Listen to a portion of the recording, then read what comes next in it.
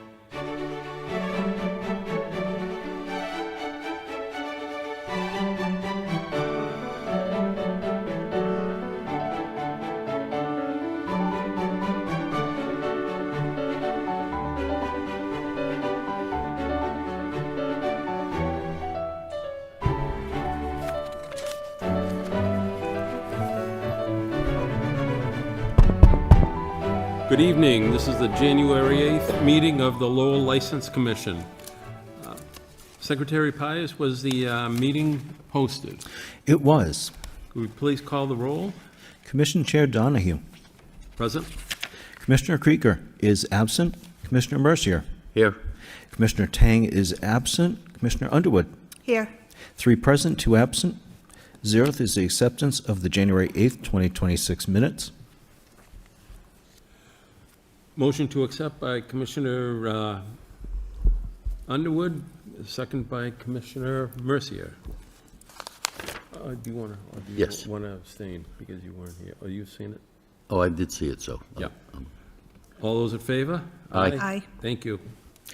Application by Jim Roberts for a special one-day license to sell dispense wines only for the Blues reception at Arts League of Lowell, 307 Market Street on Saturday, January 24th, 2026, from 3 to 5 p.m. Jim Roberts, Is Jim here? step right up to the microphone. And would you give us your name and address for the record? You want my home address or the address of the organization? It's fine. Go ahead. Yeah. Jim Roberts. My home address is 80 Marshall Ave, Lowell. Thank you. Jim, you're here tonight for Steve. Yeah, I'm standing in for Steve. Okay. I'm newly elected vice president of the Arts League of Lowell. Okay. You give him all the, mostly has to come over here, huh? He I'm does all sorry. the hard work. Yeah, Yeah, okay. he's out of town today. He's Okay, actually out of great. state altogether. The blues, do you know anything about it? Singing the blues? Yeah, that's our current show. The reception is Saturday from 3 to 5. It's a show featuring artwork containing the color blue, the mood blue, or any other configuration of blue. Oh, very good. Make a motion by Commissioner Mercier, seconded by Commissioner Donahue to approve. All those in favor? Aye. Aye. Thank you. All set. Okay. You did a wonderful job. Thank you very much. Application by Clement Park Committee, Jonathan Cheam, Committee Chair for a special events permit for amplified outdoor public entertainment for the 16th Annual Khmer New Year celebration to be held Saturday, April 18th, 2026, from 11 a.m. to 6 p.m. at Palin Sports Complex at Clement Park, 803 Middlesex Street. Rain date, April 19th. Okay. For the record, could we have your name and address? Jonathan Cheam, 21 Emerson Ave, that's in Lowell. According to the notes we have, you've been here for 5 years now, coming in every year, Yes. running it, and it's a successful every year? Yes. Good. Captain? We've never had any issues with them. Okay.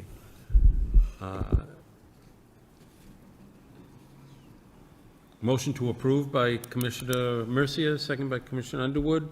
All those in favor? Aye. Aye. Thank you. Good luck. Thank you. Go Pats. Go Pats.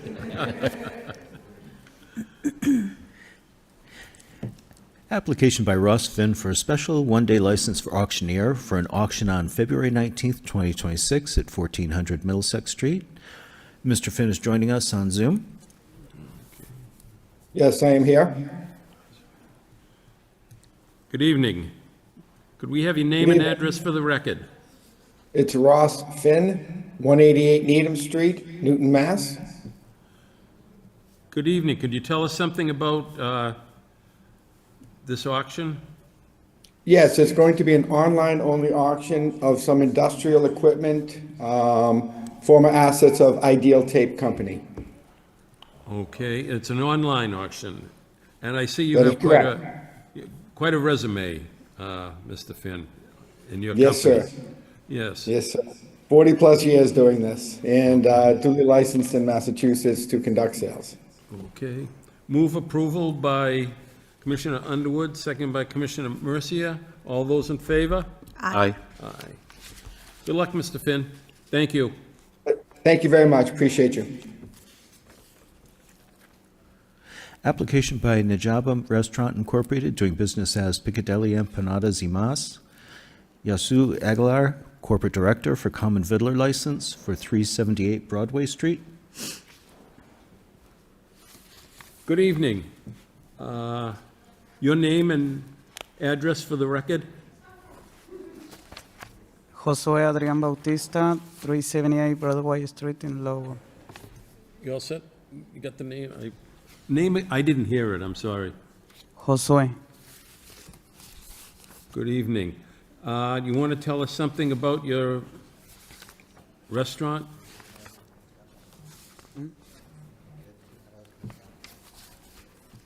What kind of food do you serve? They sell You, go ahead. Perfect. Yeah.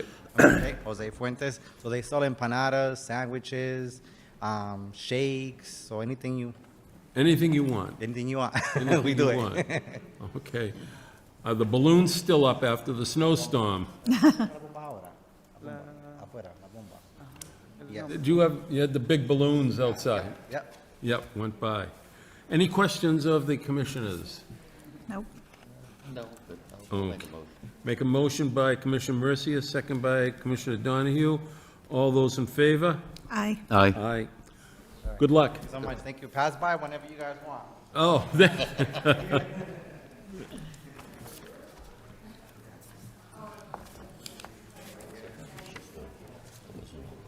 no, that was just the comment. App- Just, Application by Jennifer Soretti, Hive Public Market, for a special one-day license to sell, dispense wines and malt beverages only for Final Fridays to be held Friday, January 30th, 2026, from 7 to 10 p.m. at Hive Public Market, 101 Page Street. good evening. Could you give us your name and address for the record? Yeah, Jennifer Soretti, 261 Beacon Street in Lowell. Good evening. You want to tell us something about this event? All right, so we are starting some Final Fridays events in the space, which is sort of a dance party event for folks in their 40s and above that don't want to go to a club.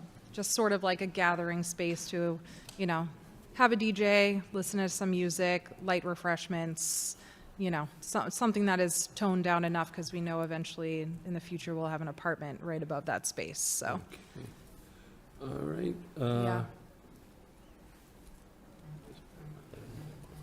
Okay, questions? Go ahead. You just held some events there, correct? At the We Hive? will always have events at the Oh, okay. So yes, we just had our Starlight celebration that got canceled in October because we didn't open in time. We just had that event last week on Thursday. How'd everything Rachel go? was here getting that. It was great. Yeah, it was awesome. It went really well, way better than it would have gone if we did it in October because we were definitely not ready for it in October. Oh, there you go. Yeah. Okay. Any other questions? No. Move approval by Commissioner Underwood, second by Commissioner Mercia. All those in favor? Aye. Aye. I'm sorry, I just had one question. You will have tip certified. Yep, Bartenders. we have staff that are already tip certified and others that are taking their certification. That's great. courses. Yeah. Good. Thank you. Yep, appreciate it, guys. Thank you. Good luck. Bye-bye.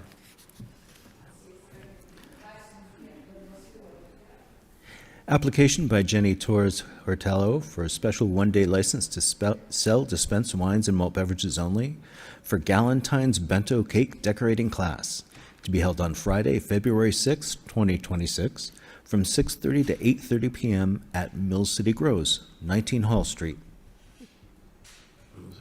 Okay. For the record, your name and address? Sure. Jenny Torres Hortello, 81 Anderson Street in Lowell. Okay. You want to tell us something about your event? Absolutely. So we are a new up-and-coming bakery. We're online bakery. And we want to do something fun for the ladies who are working hard and want to get out and do something that's not too late at night. So we are creating some cakes for them to decorate. We're actually supplying them with all the tools they can take home with them, and they can continue practicing at home. We'll have some refreshments for them, some charcuterie, a little bit of light music, and just a really fun event for ladies to get together and enjoy a night out. Great. Any questions by commissioners? No? You know the rules about we require tip certified Yep, I bartender? actually got certified yesterday. You did? Yes. Very good. Very good. And you'll be the bartender? Yes, I'm also the owner, and my partner is not here now. Yes. Okay, thank you. Move approval by Commissioner Mercia, second by Commissioner Underwood. Yep. All those in favor? Aye. Aye. Wish you good luck with it. All right, I'm going to leave some business cards in case you guys want some dessert. Sure. Yes. Thank you. Okay. Good luck. Thank you. Yeah. Next is public hearing continued from January 8th, 2026, regarding an application by Lowell Asian Restaurant LLC. Sally Lee Ho, proposed license manager for a new all-alcoholic beverages restaurant license at 369 Broadway Street. Good evening. For the record, your name and address again? Yes, my name is Sally Ho, address at 369 Broadway Street, Lowell, Mass. Okay. 01854. All right, Sally, that's a big building you're going into, isn't it? Yeah. Yeah, at 369? Yes. Yeah, it is a big building. And I see since the last time we saw you, you're tip certified? You got your certification for bartending? Yes. So, okay, that's very good. Any questions from the commissioners, please? And is this also someone that's going to be involved in the business with you? You're just a friend? Okay, very good. I got a question. Sure. Are you going to be the only bartender there, or are you going to have staff? Will have my, the bartenders, right now we only serve right now, and the bartender will be, 3 months later, we have a bartender there, yeah. Okay. And they'll all be tip certified, like you? Yes, they will have a tip certified, yes. Okay. No, I'm good. As long as they're all tip certified before they start serving alcohol. Definitely will. Very good. Okay. Moved by Commissioner Mercia, second by Commissioner Donahue. All those in favor? Aye. Aye. Thank you. Good luck. Thank you. Thank Okay. you. Thank you. Oh, sorry, hold on 1 second. Public hearing, please. Oh, public hearing, open. All those wishing to speak in favor, say aye. All those wishing to speak in favor, in favor, in favor. All those wishing to, any to speak opposed to the Lowell Asian Restaurant? Opposed? Okay. Hearing is closed. Now, again, Commissioner Mercier moves, Commissioner Donahue second. Move approval. All those in favor, say aye. Thank you. Aye. Thank you for catching that. Thank you. You're all set.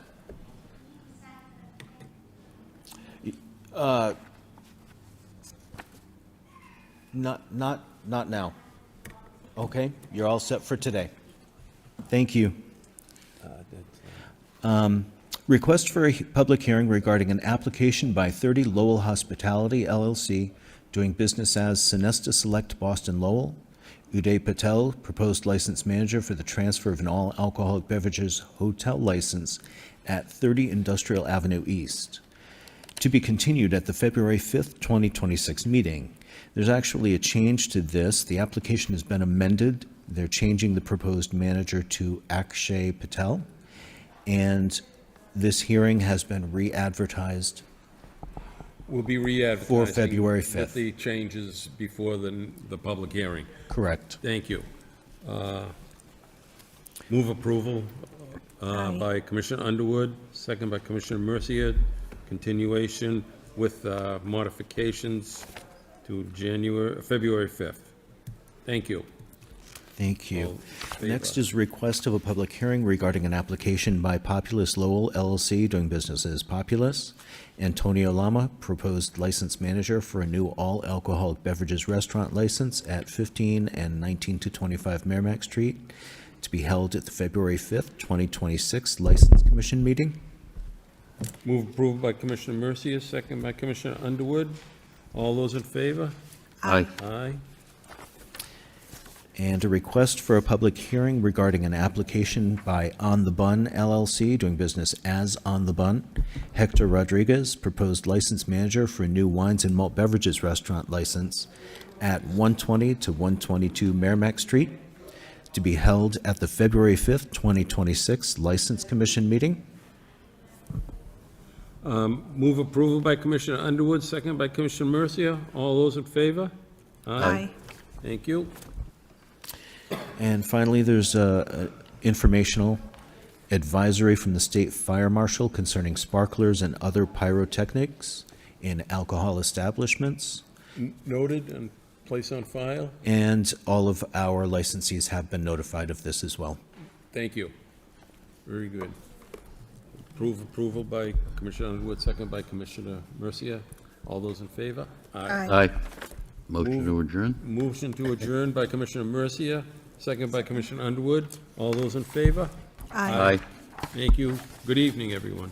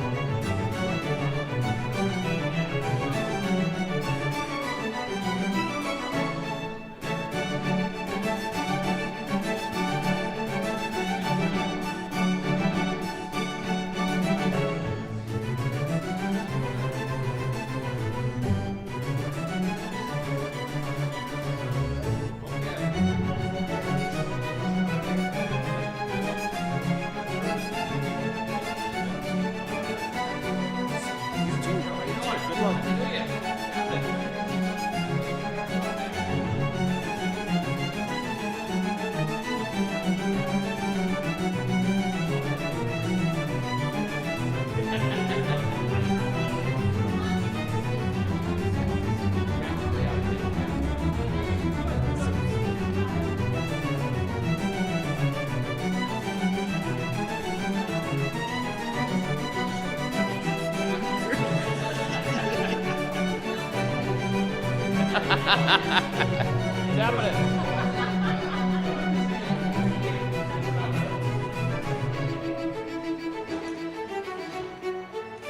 Peter, how you doing?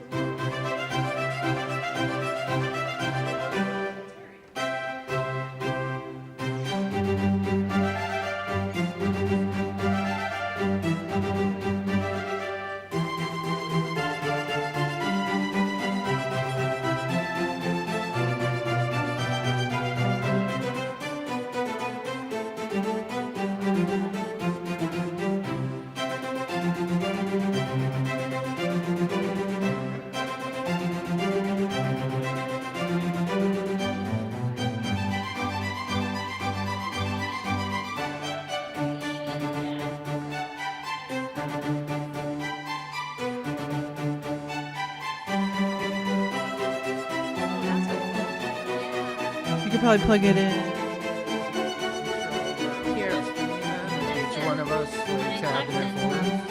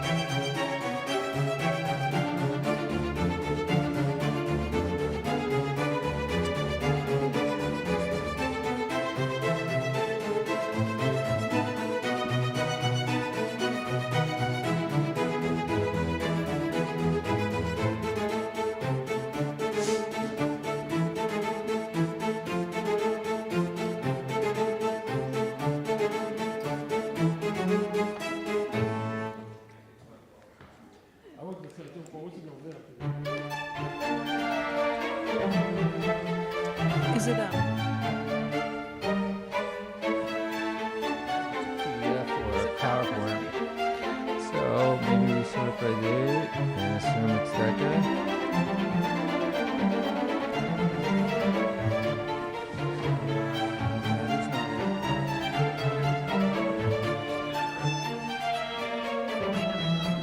Yeah, you're on the desktop. So, is it plugged in?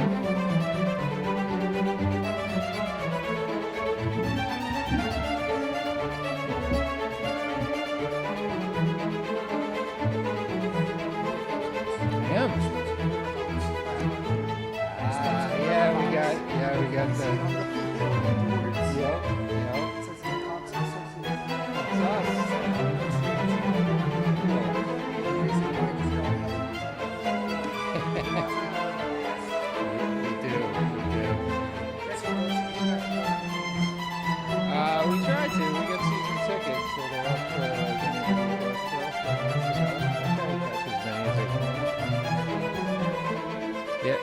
open up. Is there a switch on this that locks it like the old school ones? Nope.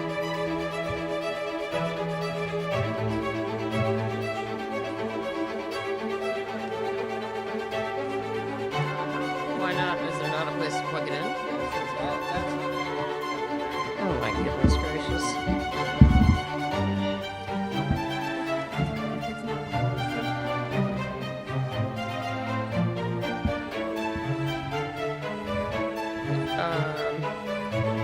Where is the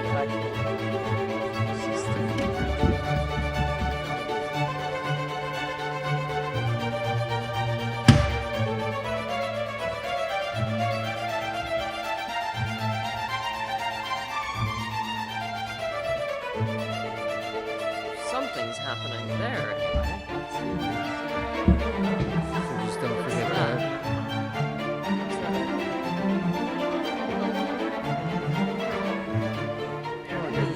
You know what? Let's save it to the hard. To the presentations, but yeah, sure. And then it'll then run it. And open it up.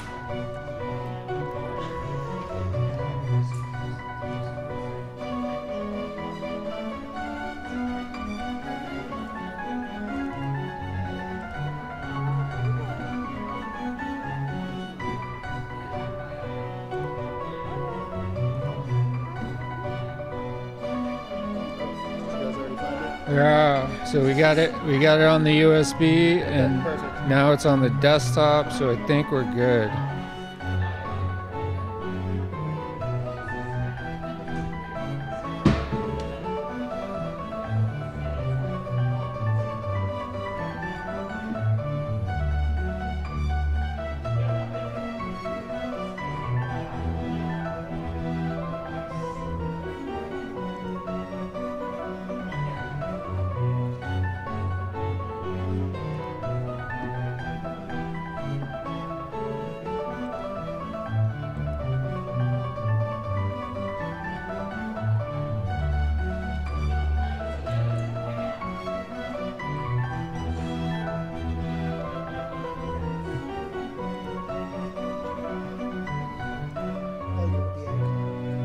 We are.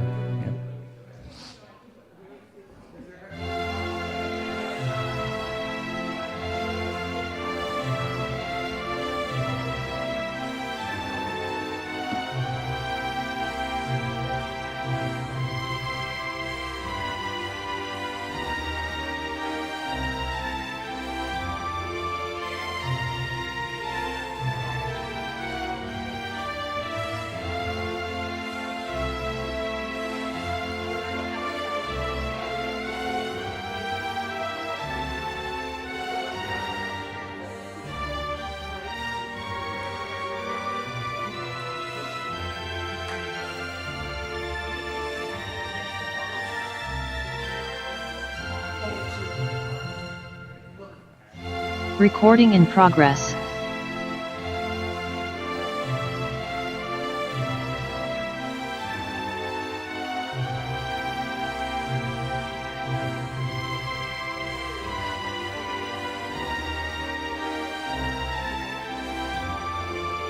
don't know if you were the one that does the roll call. My bad.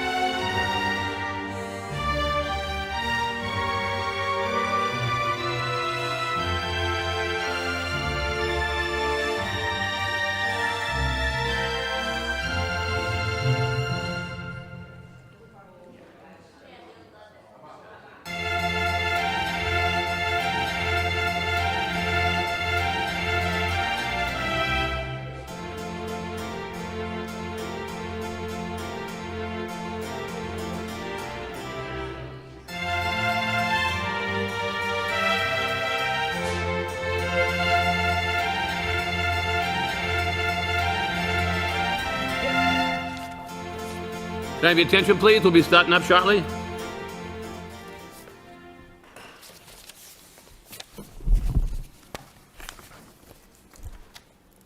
Good evening, and welcome to the Lowell Planning Board for Thursday, January 22nd, 2026. First matter on the agenda for this evening is the approval of the minutes of January 5th, 2026. Do the board members have any questions or comments about the minutes? Mr. Chairman, I'll make a motion to approve the minutes as submitted. We have a motion made. Do we have a second? Second. All in favor, say aye. Aye. Chair votes yes. Any opposition? Hearing none. Those minutes are approved. Okay, first matter on the agenda is a definitive subdivision and special permit, 165 Nelson Ave and 33-113 Addy Way. The Lowell Planning Board will hold a public hearing to hear all interested persons relative to an application by Residents First Development Corporation to amend the definitive subdivision in the special permit for the planned residential development known as River's Edge. The amendments pertain to the area of the PRD, which is the planned residential development at 65 Nelson Ave and 33-133 Addy Way as indicated. The applicant seeks approval to create 16 additional lots within the residential development and increase the approved number of units from 181 to 187. The subject property is located in the traditional two-family zoning district. The project requires a revision of the definitive subdivision approval from the planning board under Lowell subdivision of land regulations and a special permit revision under section .82 from the Lowell Planning Board. We did receive a letter from the attorney John Gary, in short, requesting a withdrawal at this time. It is addressed to the planning board, and dear Chairman Linehan, I'm writing to request that the applicants for Residents First Development Corporation, relative to its development known as River's Edge on the Concord, which is currently pending before the planning board, be withdrawn at this time without prejudice. It is the opinion of the City of Lowell Law Department that this matter must go before the City Council for issuance of a special permit. Upon issuance of a special permit from the City Council, I anticipate that this matter will come back to the planning board in order to amend the previous issued definitive subdivision approval. Thank you for your consideration in this matter. I don't know if anybody's here for the planned residential development, but we have requests from the lawyer requesting withdrawal because the law department tells them they have to go before the council before they can come before us. So, with the request from the applicant, I will make a motion to allow the applicant to withdraw at this time without prejudice. Second. Motion second. All in favor, say aye. Aye. Any opposition? Hearing none. Motion carries. This matter is withdrawn. Moving along on the agenda, the next matter is a site plan review, 463 and 281 Moody Street. The Lowell Planning Board will hold a public hearing to hear all interested persons relative to an application by New North Canal LLC to redevelop the two sites located at 463 Moody Street and 281 Moody Street from 116 units of affordable housing into 160 units of new construction affordable housing. The subject property are located in the urban neighborhood multifamily zoning district. The proposed development at 463 Moody Street will be a 4-story building containing 100 senior restricted affordable units.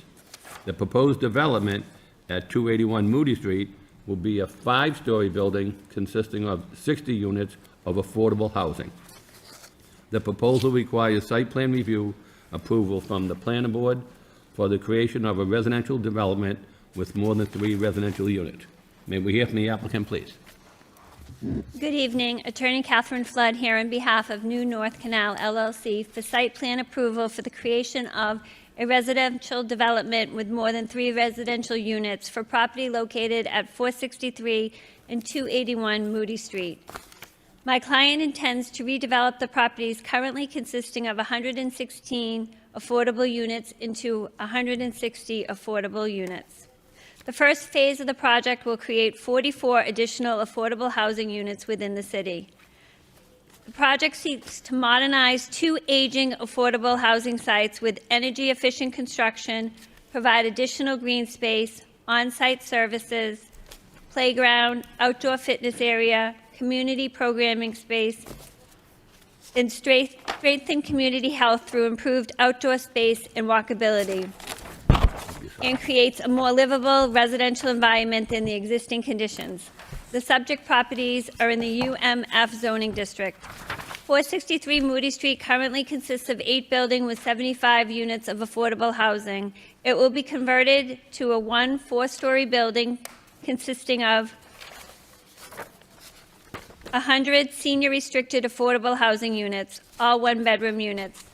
The buildings will also have a trash room, water room, electrical room, and a community amenity room. 463 Moody Street will be used for senior housing. 281 Moody Street currently consists of 41 affordable units and will be redeveloped into 1 5-story building with 60 affordable housing units with garage parking under the building. The building will consist of 1, 2, and 3-bedroom units and will provide housing for families. The project will assist in meeting state and city affordable housing goals, provide additional green space to the downtown area, and provide updates to the current living conditions. The project meets all zoning requirements except for parking, which we received a variance for from the zoning board a few weeks ago. The project is also located within the historic district, so we will need to appear before the historic board for approval. I'm going to turn it over now to Mara Komos-Songas to talk about the applicant and how they've worked with the current residents prior to filing.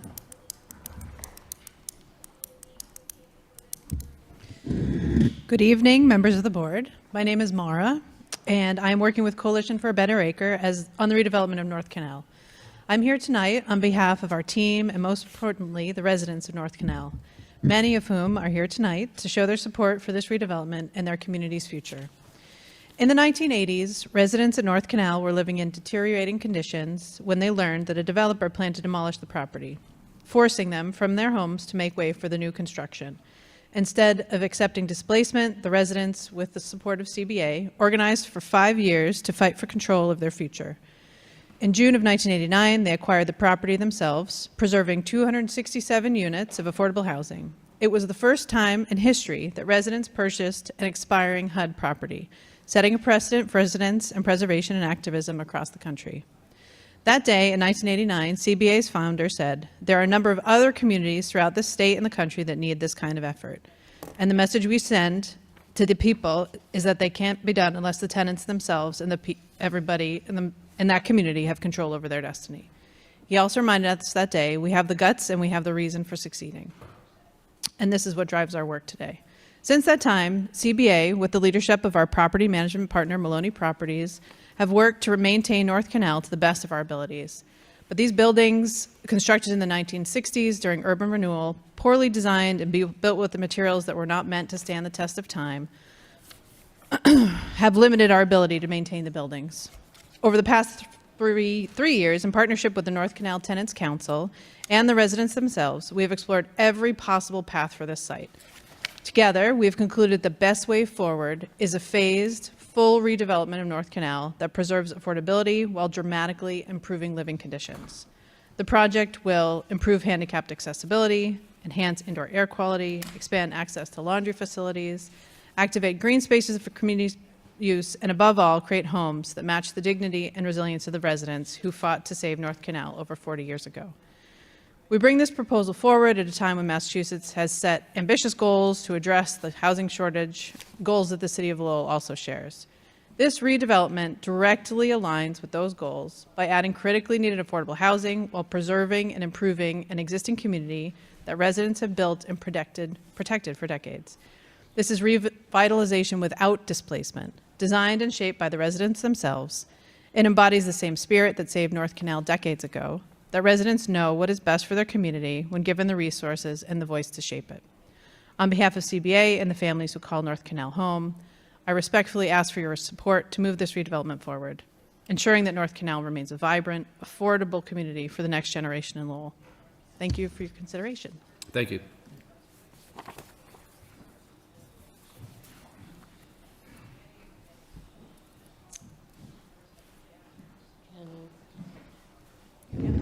But who can see this? Because it's not showing up there. We have a presentation.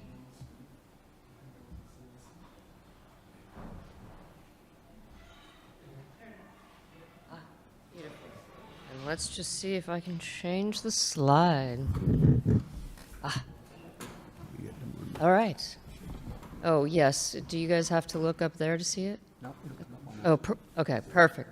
Beautiful. I'm Michelle Piggian with Icon Architecture. Thanks so much for having us tonight. I think we will just kind of, no, now what did I do? No.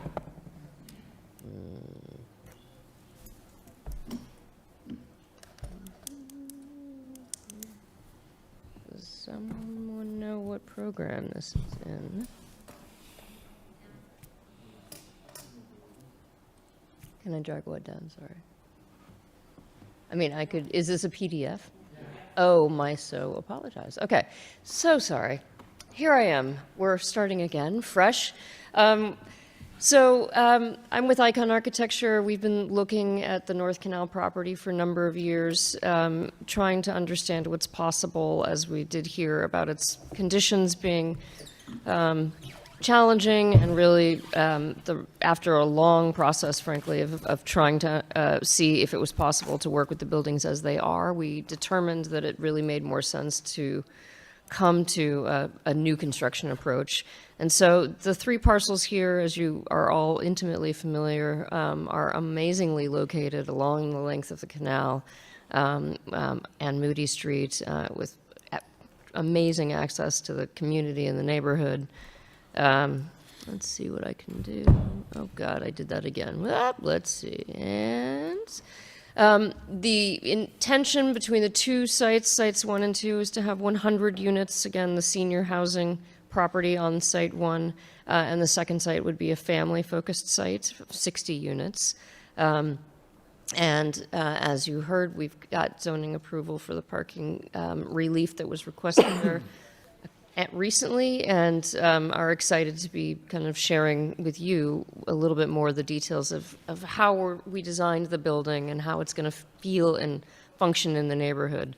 So at the beginning of our focus, we really wanted to understand the history of the neighborhood. I think most importantly, we don't know this community like you do. It has a long and remarkable history, frankly. We've done a lot of work over the years in different parts of Lowell.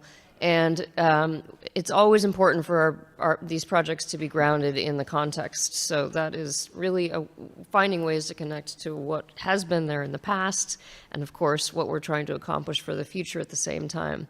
So looking at the history and the character of what was there, I know with the lighting, the nuance and the detail of our immaculate research may be lost, but we were trying to understand sort of the scale of the buildings that had been along the canal and in this neighborhood before, both in size and width and height. And we were also really looking at photographs to understand that texture and how we might be thinking about that texture as we come to these larger buildings, and try to think about that as a way of breaking them down and integrating them and relating them to what had been there before.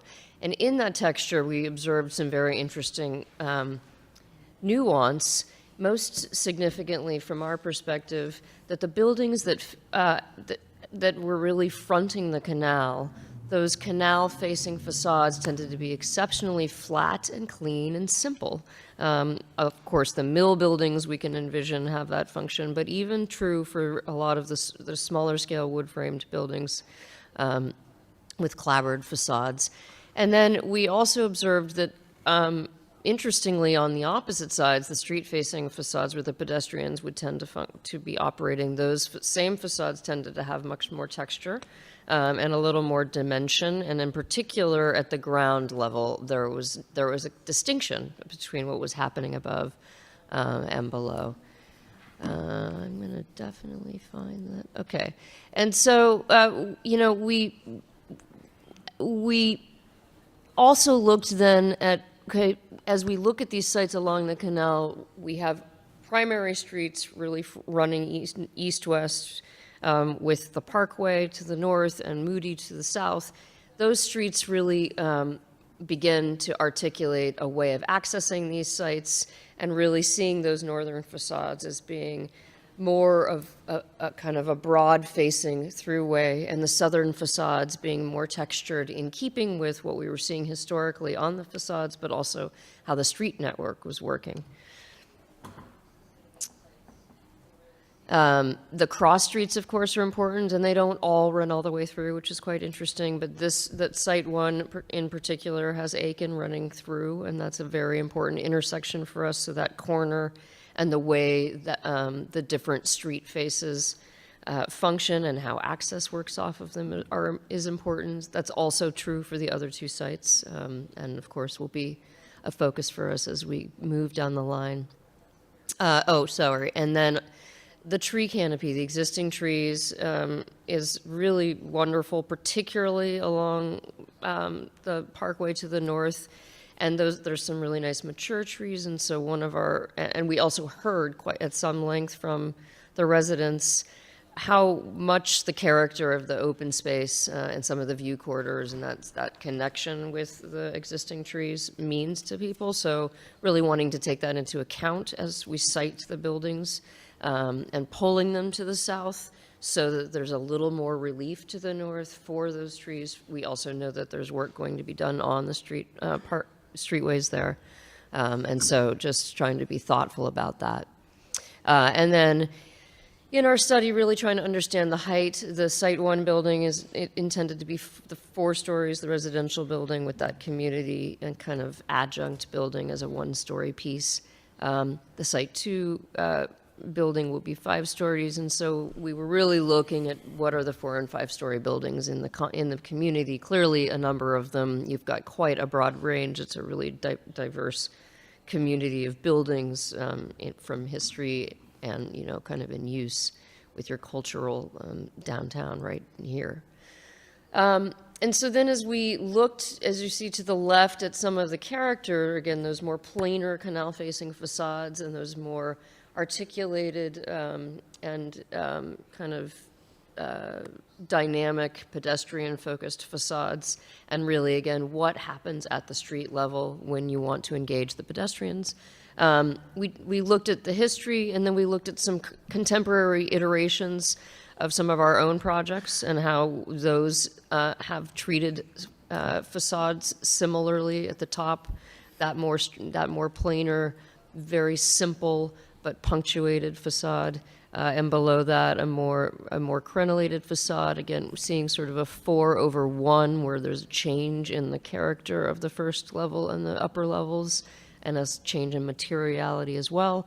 And then on the bottom, really thinking about how that kind of community center building might interface with the residential building. And so in the middle, what you're seeing is a series of diagrams, but they really show this residential building that is a long linear element along the canal, with the community building here adjacent to it and directly connected from the interior, but kind of speaking to the community more broadly, and a southern-facing large open space that kind of speaks to the broader neighborhood and brings everyone together. Site 2 has a kind of similar character on the northern-facing facade. Again, the orientation is just the same with Moody to the south. But here we've got the canal to the east, so we're opening up to that canal. It's a more compressed site, certainly.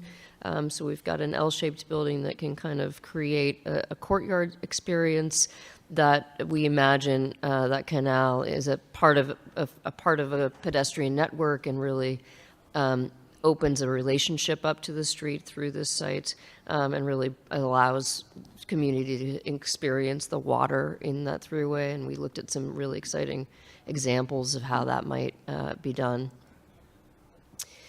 So as we come to the phase 1 site building, we have, again, this is the 100-unit senior residential building. It's a linear building, very similar to some of what we were looking at as some of the precedent studies along the canal. And it has a very planar facade along that northern edge and a slightly more dynamic facade facing south. Access is only off of Moody, and that is definitely by design. We understand that the east-west traffic to the north is, needs to keep flowing, let's just say, and also the fire department and others did not feel good about having street cuts there. So coming, but with a full access, which everyone seemed excited about in terms of safety. And then from a functional perspective, residents would be able to come in and park their car directly in front of the building, walk directly into kind of this central lobby space, and move into residential units on either side, or take either one of 2 elevators up to the other 3 floors. Each floor is punctuated by these small breaks that are a little bit more obvious on the upper levels that bring light directly into the corridor. We feel strongly that that's important in these longer residential buildings, and even more so for a senior building where wayfinding is important, and of course natural light is always helpful. And that building at the ground level has this direct access to the community building, which of course offers all the senior supportive services and seniors and staff, but also will have gathering spaces beyond the ones that are inside the residential building that can be opened up to broader community, things that are going on. And this building has direct access to this private, for the use of the building only, kind of exterior patio space. It kind of helps us with grading to kind of make it private to the building, and also really reinforces this large open space that's intended to really speak to the broader community and give something back to the neighborhood, and is really disconnected from the building so that it can feel hopefully like part of the community, but easily passed through. It's not as obvious in the site plan, but there is a park immediately adjacent to the site as well. And our kind of the demolition of the buildings as they sit today opens up this direct exposure to this existing building, which is quite handsome and has been historically kind of cut off from the canal in more recent years. So we're excited about that. And I will turn it over here for the engineering details. Thank you. For the record, Brian Goodrow with Hancock Associates. We're the civil engineers and land surveyors on this. So we're going to walk through parcel 1. If you look at the existing development, basically Moody Street sits up at about elevation 96 and Father Morissette's down at 92. So topographically, the site slopes from the bottom of the page to the top of the page. And what we've done with the buildings is we've tried to set that at specific elevations to create access as well as retain existing vegetation and contouring. So the large residential building along Father Morissette is kind of set at that Father Morissette elevation. And then the amenity structure, which is on Aiken Street, we set that in an elevation to create pedestrian access. So it's at the same as the sidewalk on that side. The existing stormwater condition right now there's not a lot of records out there. So we can understand that it is not current to standards, and we kind of have a general idea that stormwater flows out to the Merrimack. We've had a number of conversations with engineering and Lowell Regional Wastewater, the stormwater team over there, to understand where we can tie this particular development into, maintain existing connections, create new connections to the separate storm sewer. And basically what we've identified is our approach to create an underground infiltration system, which will capture and treat all the runoff from the roof, from the parking lot, and then connect it into James Street. So that's all the way on the left-hand side of the page to the left. Now, James Street has a separated sewer.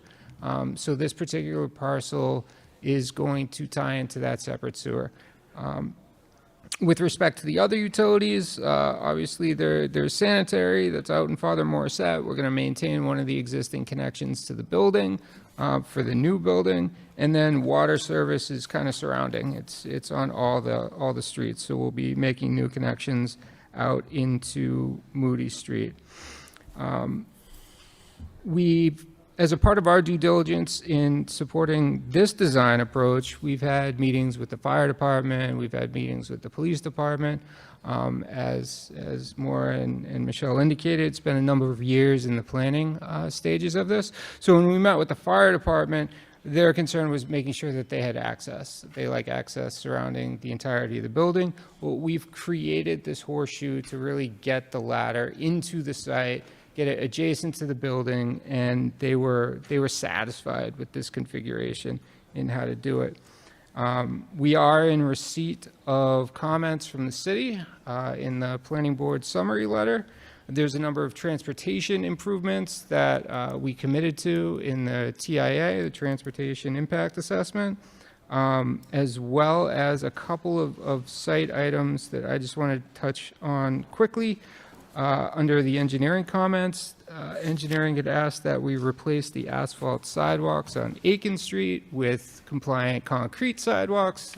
We can commit to that, so that would be we would welcome it as a condition, as well as taking a second look at the curb cuts on Moody Street. So what we had proposed currently are, it's a elevated sidewalk crossing, basically. So the sidewalk goes across the driveway entrance up at the sidewalk elevation instead of coming down to the pavement elevation. Engineering had a concern that the width of that might make it difficult to be compliant because there's 48 inches of clear width. So we'll look at that and make sure that we can provide that clearance that's being required. And then there was one comment regarding wastewater that I wanted to just provide a little bit of clarity on. So the comment was, if the increase of flow exceeds 15,000 gallons per day, and this is new flow, a 4-to-1 ratio of removal would be required.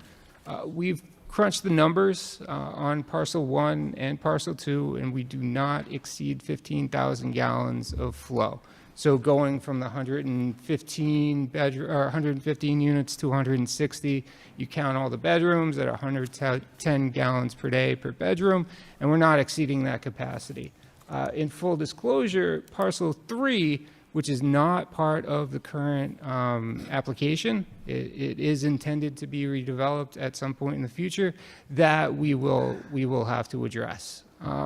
So we'll be looking for solutions and discussing with wastewater how to go about doing that before we come back before the planning board. And with that, what I'd like to do is turn it over to Terry with Offshoots. He's our landscape consultant, and he can dive into kind of more of the passive and activated pieces of the site. Hello, everyone. Let's see if I can do this. Yes. All right. So with the building and the circulation for vehicular route, we're left with a pretty great landscape. As was previously said, there's this, what we're calling the central kind of green space that's bordered with parking on 3 sides. as a place for both community as well as residents. So we're maintaining 3 trees along the sidewalk of Moody, creating a seating area off of that would have a variety of different seating options, picnic tables, fixed tables, things like that. CBA actually has a development right across the street that has no outdoor space, and so this is kind of a great connection for them as well as the rest of the community to come over and have more of a quasi-public park space. Along the edges are additional kind of smaller gathering spaces, so this would be kind of maybe more resident focused where you could have smaller groups. And then, this is senior housing, and so there is a lawn, but that's not to say that the residents couldn't throw the frisbee or watch grandkids play in the lawn spaces. We're really trying to shield out all that parking around on the surroundings. So we're concentrating all of our planting on the edges, be a mixture of more pollinator garden. So we're trying to, and native species. So we're trying to bring kind of the ecology back into the site. Whereas right now it's just larger mature trees and lawn space. Off of the amenity space, we do have both hardscape and softscape, and we're creating that edge to create that separation as more of this is the more privatized amenity space for the residents. Thinking catenary lighting and things like that. We really want to energize the space, keep it free and clear of clutter, but also and make it so that you could have a tent in this area, larger space that the lawn and the paving could be activated in a variety of ways. As you know, the ground level living will be somewhat affected by cars coming in. So the idea is that we would be providing planting along that front facade and that 4-foot range to keep headlights and things like that from having direct shine into the first floor living. And then really trying to accentuate the main entrance to the building with accessible spaces, accessible walks. What's really wonderful is off of the top left of the page is kind of a variety of options up there. So hearing feedback from the residents, they wanted, opportunities for community garden, fitness area, and kind of a smaller dog park. So we're able to get all these places in here. The community garden can grow over time. So we could have a kind of phase 1, see how it's used, roll out, and expand it. This also makes it a really nice connection to the existing cul-de-sac off of there. So it's kind of more framing back to garden space, community space, and just being a softer texture for the adjacent housing and parking there. The fitness area would be a little bit more programmed, so you could have either like an open yoga kind of area, or it'd be more like outdoor fitness, bikes, things like that. So everyone seems to be very excited about that. Along Father Morissette, as was previously mentioned, a lot of trees along this area. There is a problem with some of these trees, is that there are a lot of invasive species, and some of them are in kind of declined or beyond declined health. And so one of these is to maintain existing trees that we can, that are viable, and add to this for long-term better canopy growth. And so we are doing that by, selectively saving the trees that we can that are not invasive, that are in decline or beyond decline, and repairing this to create a much better edge along here. So one of the planting strategies that we do, we have trees that grow fast for that kind of short-term, 10 years, big impact, but then the oaks and the big maples grow up behind them. So we look at both short-term solutions for getting canopy as well as long-term, sustained growth over, 50 plus years.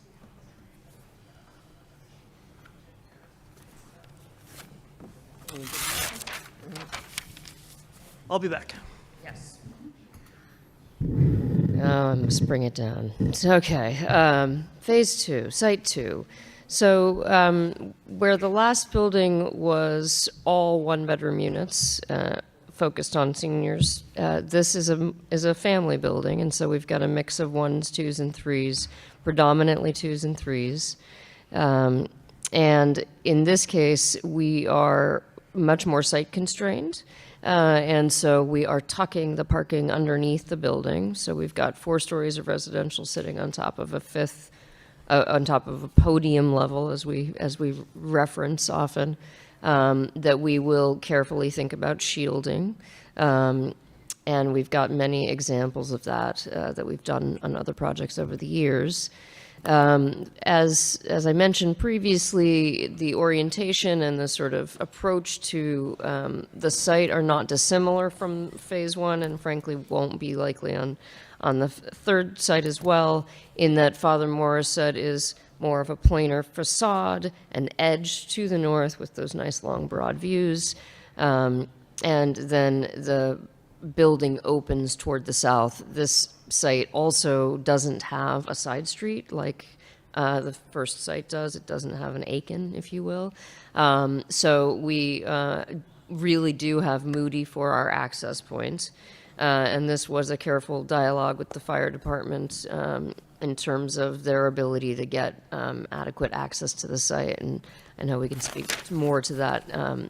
But we do have a modest access off of Moody, which allows the cars for the residents parking here to get in and under the building, and then park in that podium structure, and also allows the fire department to pull in with a truck to get a little bit deeper into the site. But otherwise, we're able to open up the site to open space, and we'll hear more about that, but really connecting back to the canal. And so here you see the purple element is really where the energy of this building lives. That's where the entrance and the community, the lobby spaces will occur.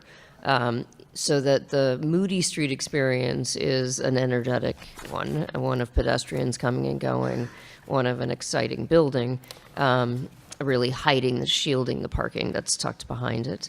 And then the parking also has the ability to come and go off of that cul-de-sac in theory, but it really is more. We're not anticipating that as a need. We're accommodating. We're recognizing that there's sort of a proximity there. These sites I should have mentioned.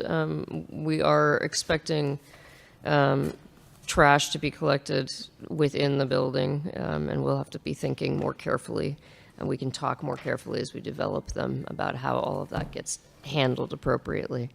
But otherwise, it's a pretty tightly packed, efficient building with not a whole lot, frankly, of programmed amenity space, much different from the phase 1 building where we've got that sort of community space that services not only the residents. This building has some community space on the ground level, again, fronting Moody, but not a standalone building of nearly the same substance. And once you're up above that elevator up and to the second floor or above, you're in the residential buildings for the next 4 floors, and they all stack up one over the other. And I think I will turn it. I learned how to do it.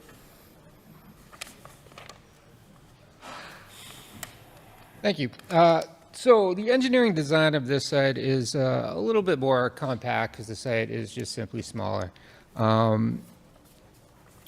So both Moody Street and Father Morissette around this parcel are about the same elevation. So where parcel 1 topographically, this bottom of the page, or Moody Street was higher and Father Morissette was lower, kind of went south to north. On this parcel, it's more the canal is higher and then Race Street to the left. So topographically from the right of the page to the left of the page where we're sloping downwards.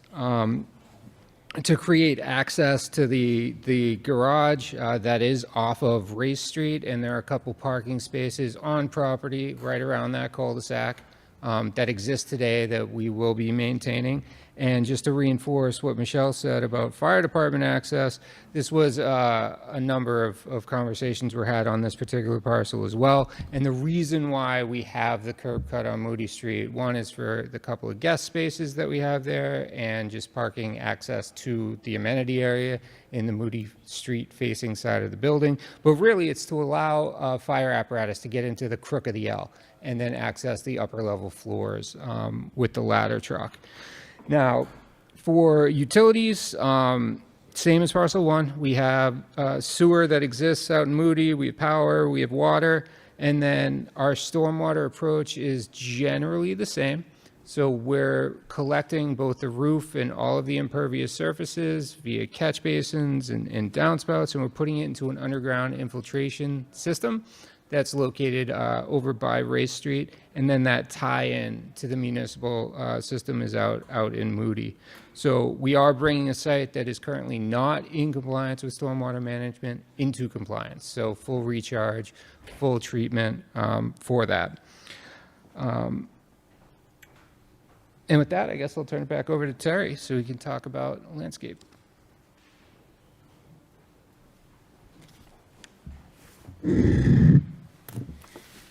So, as mentioned previously, the canals are just absolutely incredible here. And so one thing to mention on this particular one, our site of the canal actually has a very nice naturalized slope and landscape to it. And that's one of those things that we just really want to preserve. If you look at the canal on the other side, which is also our Phase 3 site, there is some structure that's associated with the canal itself. And so having landscape all the way to the edge on the other side is going to be problematic. So we really wanted to focus more the kind of softer feel of what we can bring with that natural landscape along the canal onto our property and really stretch it across, which is why the building's set further away and is more street facing along the side street. What's really nice about this is that on that lawn, you're seeing I believe it's a U8 soccer field kind of dashed in there. So there could be, nice yard games, pickup games, things like that for soccer within this community of families. And then a playground associated just page north of that. All of this is then going to have a pedestrian network along the canal that both pulls in and goes back to the edge to create kind of a variety of that walking space. More thinking this is like a stabilized stone dust kind of pathway, so it's a lot more gardeny, a lot more slow walking, and encouraging people to pause and take in the canal. As before, all of our plantings are native that we're proposing, maintaining much more of the tree canopy on this site. There's an incredible amount of London planes along Moody Street in this area, so we very carefully have found where the curb cut could be and to preserve those existing trees. Off the amenity space, which if you remember is at the bottom of the L, to the left of that is a patio that would be more focused just for residents as well as visitor bike parking along the stretch. It's a nice connection with the walk that brings you back to the cul-de-sac and then again to the entrance for a vehicular route into the building. But very excited about this project as well.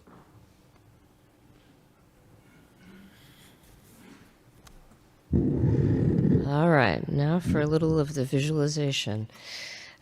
So we spent a lot of time looking at the history of the neighborhood, and I think we talked about some of the reference points in terms of the texture, the character of the historic blocks, the kind of heights and proportions before the next building.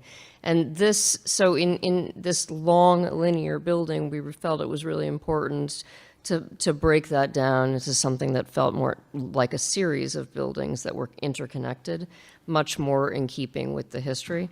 And so what you're seeing here is sort of those three segments connected together. On the bottom, you're looking from Moody Street. So this is as though you're approaching the main entrance is the larger break on the left side that will draw you in off of the parking lot, but you're looking over the park, actually both the existing park and the future park that's on this Phase 1 property.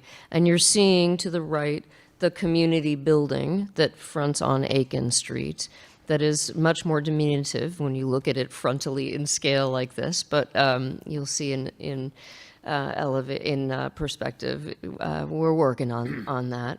And we think that can be a really fun little gem of a building. And so up above, you're seeing as though you're standing on Aiken, looking at the end wall of the residential building and the front entrance from that side of this community building. And so we want it to be a little bit more contemporary and glassy and distinct from. But I'm going to pivot, and then we'll come back to this facade. The long facade to the south is the canal facade, and here you're really reading that planar, simple geometry and proportions, just the punched windows kind of rhythmically down the facade, very similar to the mill that's across the way, down just a little down the way across the canal. And again, in keeping with the simplicity of what we saw historically. We materially, we certainly know that Lowell loves its brick and has a strong history relationship with brick, and the durability and the warmth that comes with that. And so we felt that it was important to sort of ground this building with that masonry. So that is what the first floor is articulated with, is a full masonry facade. And then up above, really drawing on the historically more clapboard, but a different type of material that is not so masonry.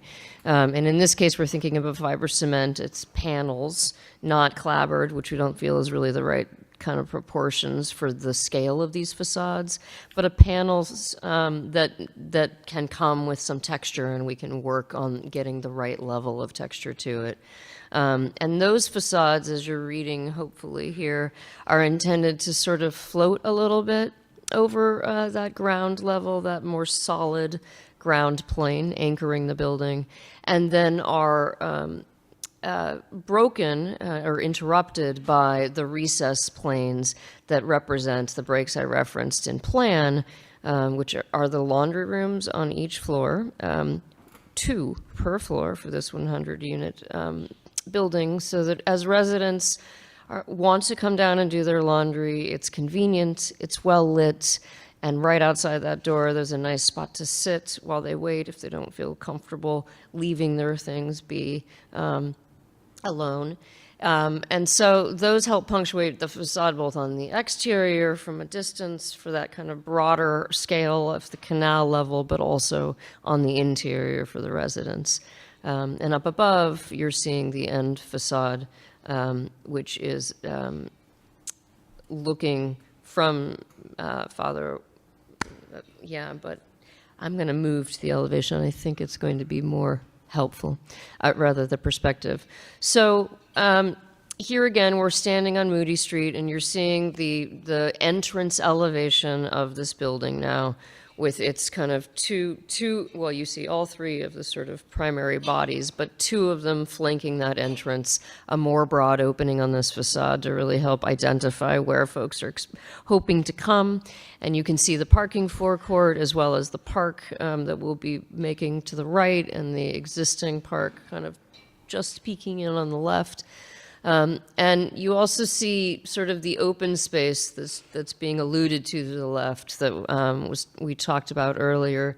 And the building, importantly, opens to that edge with one of the 2 main primary staircases along that edge anchoring the facade. And if I go back for a second, this is actually what you're seeing at the top in that red tall form is the staircase that lets you directly come out into the open space off to the left to where the community gardens are and the dog park, and kind of access directly to CBA's office just kind of down the way.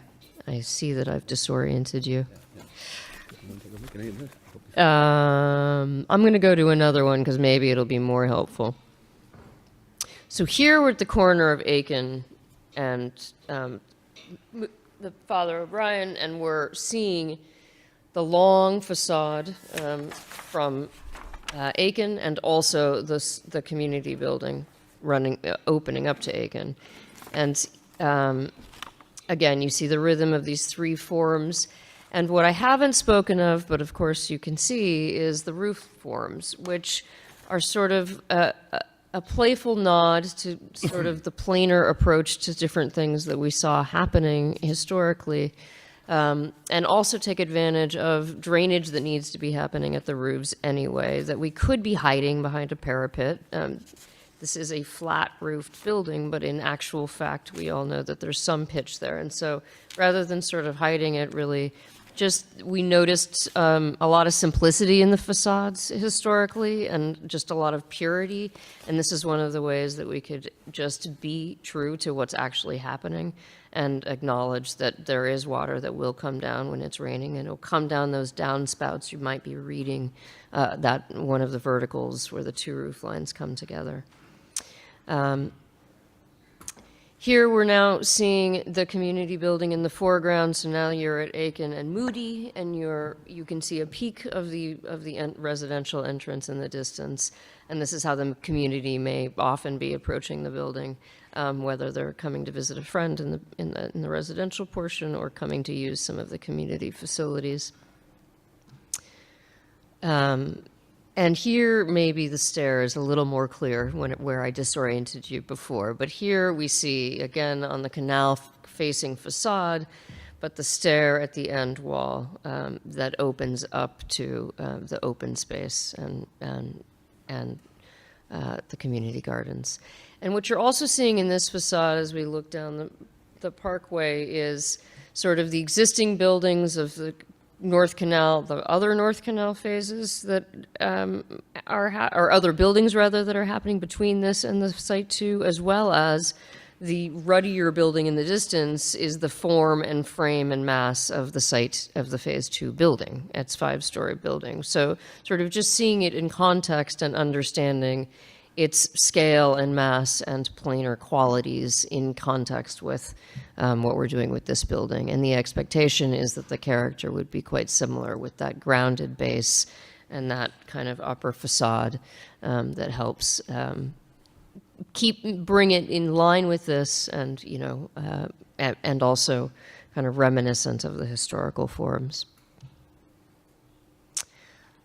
I think one other thing I just should say is that we really are focused on quality buildings at the end of the day. That's something that the community just hasn't had, not for lack of interest or effort. And so fundamentally, these buildings will be high quality. They will be healthy to live in. They will be comfortable to live in. They will be efficient to operate for the long haul. And they will ultimately be sustainable for the residential community that's there now, and for the broader Lowell community of the future. And that's always been an important priority to CBA, and it's definitely an important priority to all of the team members. So it almost becomes an afterthought at some point, but it shouldn't, and that is baked into everything we're doing, an all-electric building, using passive house level standards to achieve very low energy and high levels of comfort for the long haul. We're looking hard at geothermal to achieve that high performance and that all-electric approach, and how we put PV on those roofs, and doing everything to make sure that for the long haul, these buildings are able to endure. Thank you.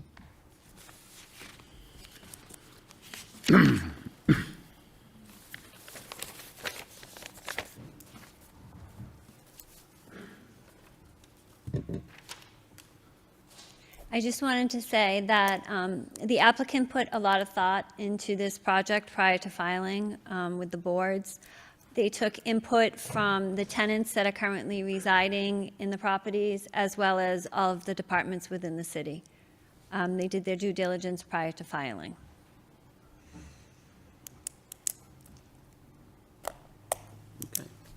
So does that complete your presentation? It does. Okay. Thank you. At this point in time, I'll open the meeting open to the public.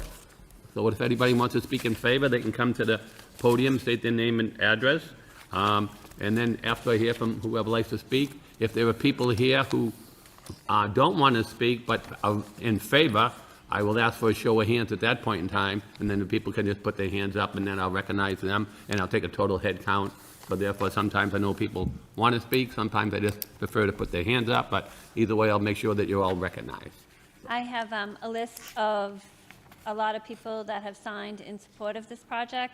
I Okay. also requested that the people that are here did sign. Okay. my approach. Yeah, can you give it to Peter so he'll have it for the record? Thank you. So at this point in time, we'll open it up, but anybody here like to speak in favor, just come and give us your name and address, please. Hello, Tiana Lawrence, 652 Merrimack Street. I'll be translating Jaime's statement. Thank you. Buenas noches. Me llamo Jaime Alcántaro y vivo en el 166 Father Morris Boulevard, aquí en Lowell. Soy presidente del Consejo de Inquilinos de North Canal y miembro de la Junta Directiva de la Coalición para un Acre Mejor. CB ha trabajado con los inquilinos y el Consejo de Inquilinos. Ha mantenido numerosas reuniones con el Consejo y los inquilinos para conocer nuestras opiniones sobre lo que queríamos para el proyecto. Los residentes están contentos de que Maloney, quien mantiene la propiedad de North Canal, la haya administrado lo mejor posible, pero la propiedad necesita una nueva vida. Las condiciones actuales están mal. Edificios internos y externos antiguos, mala calidad de aire, control de temperatura, deficiente accesibilidad, deficiencia sin suficiente lavandería, falta de espacio comunitario y de reunión.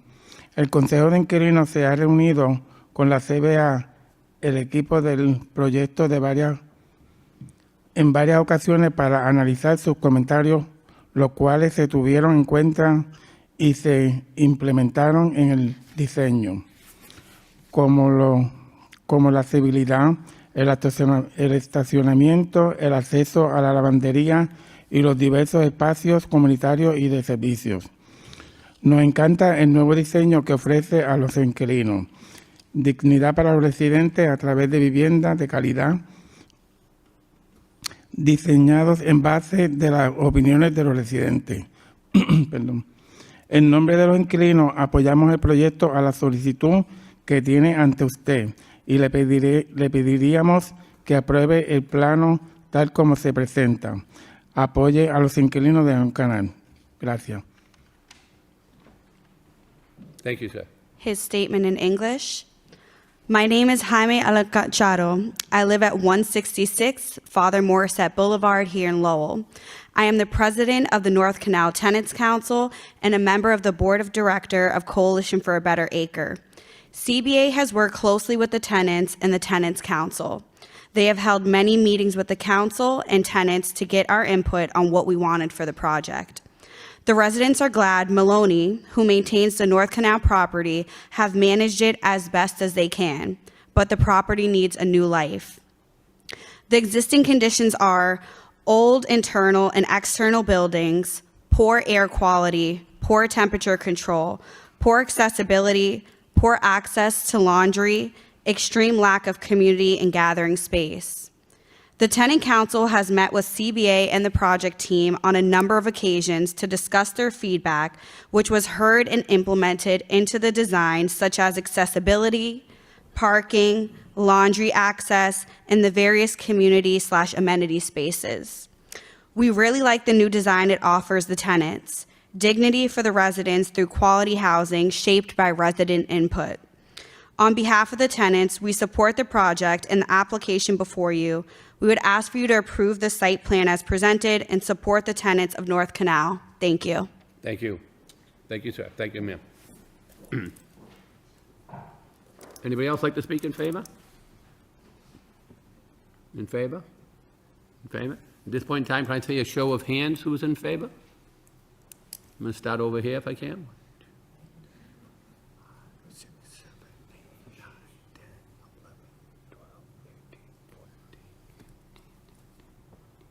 At think I have approximately 21, 22 people in favor. You can put that up, Peter, 21 people? Anybody else want to be heard in favor? In favor? At this point in time, I'll turn it over to anybody in opposition. Anybody like to speak in opposition?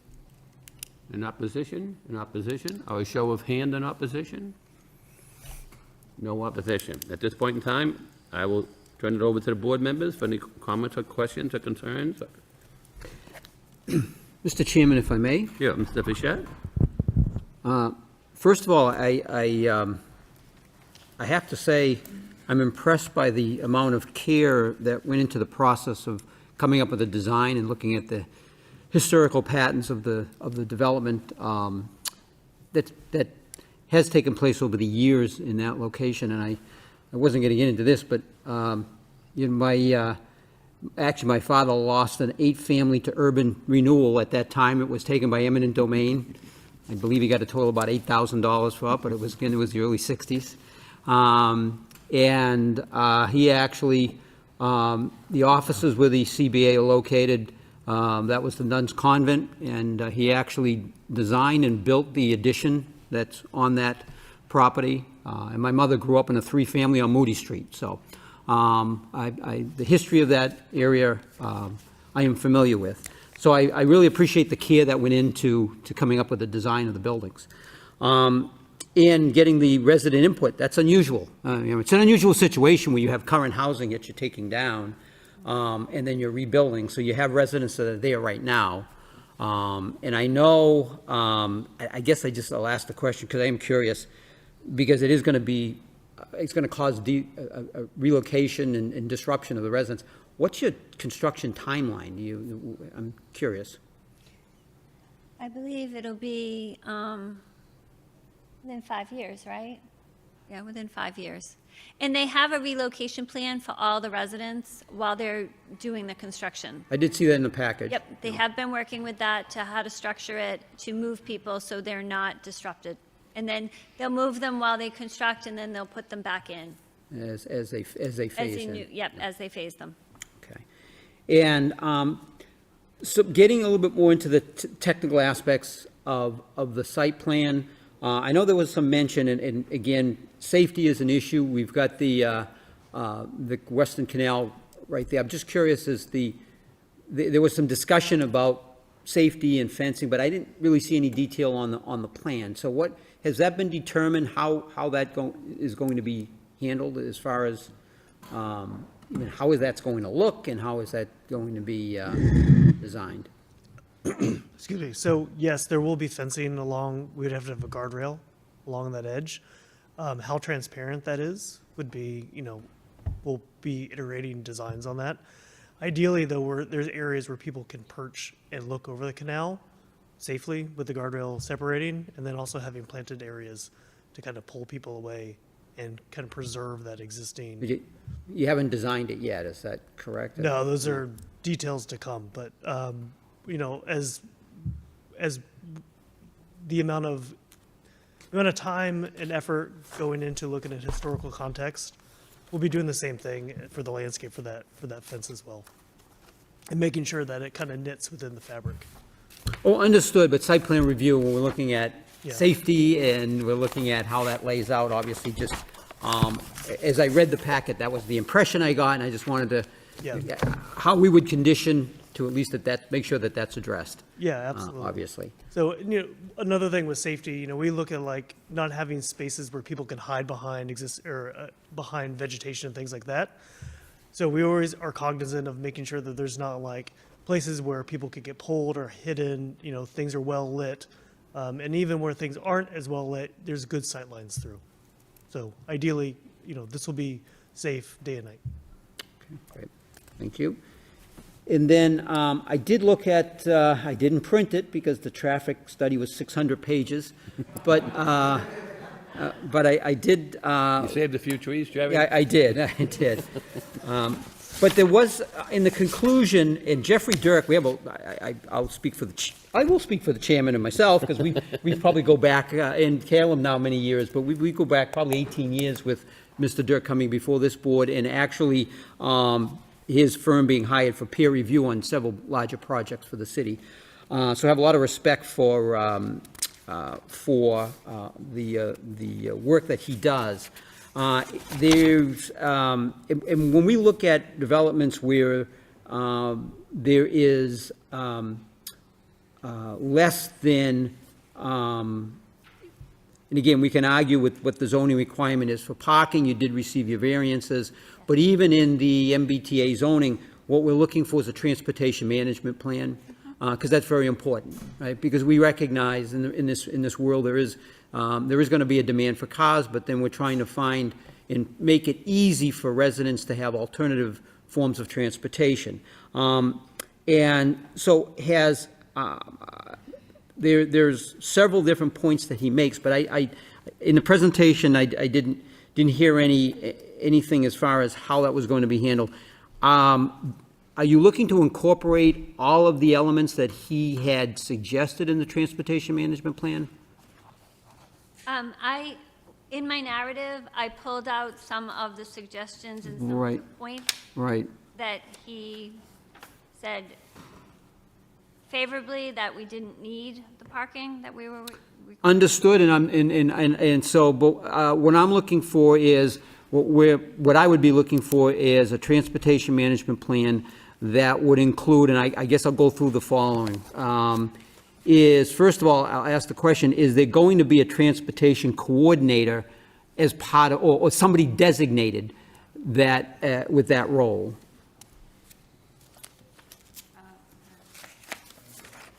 I believe it's on page 47 or 46 of his report.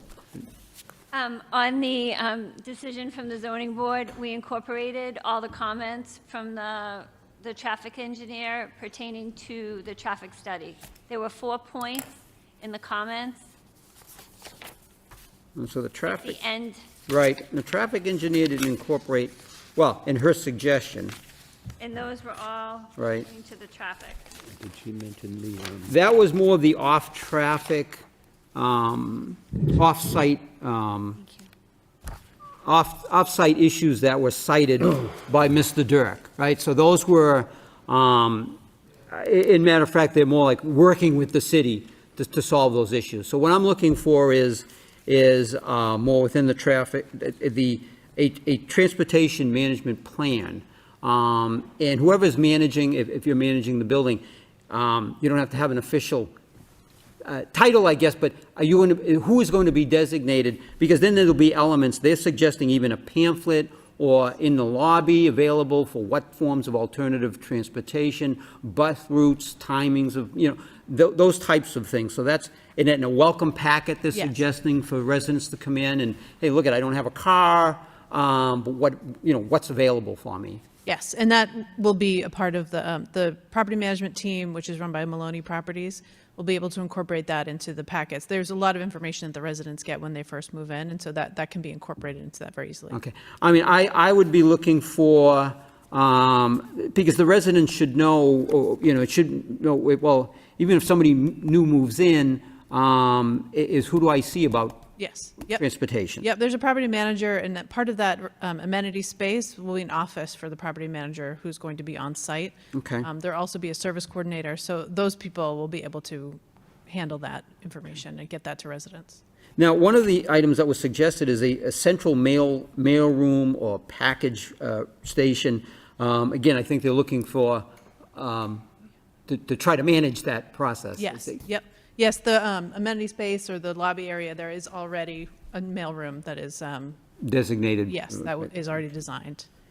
And then,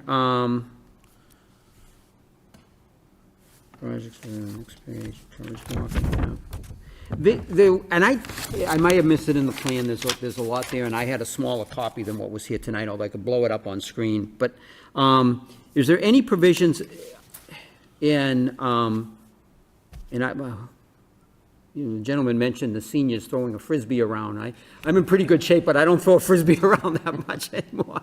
But is there any provisions for bike racks, for bikes? And it may be in there, I just didn't see it. If you could point that out, I would appreciate it. And either one of those buildings, I'm thinking it more on the building for, with the 2 bedrooms and 3 bedrooms, but.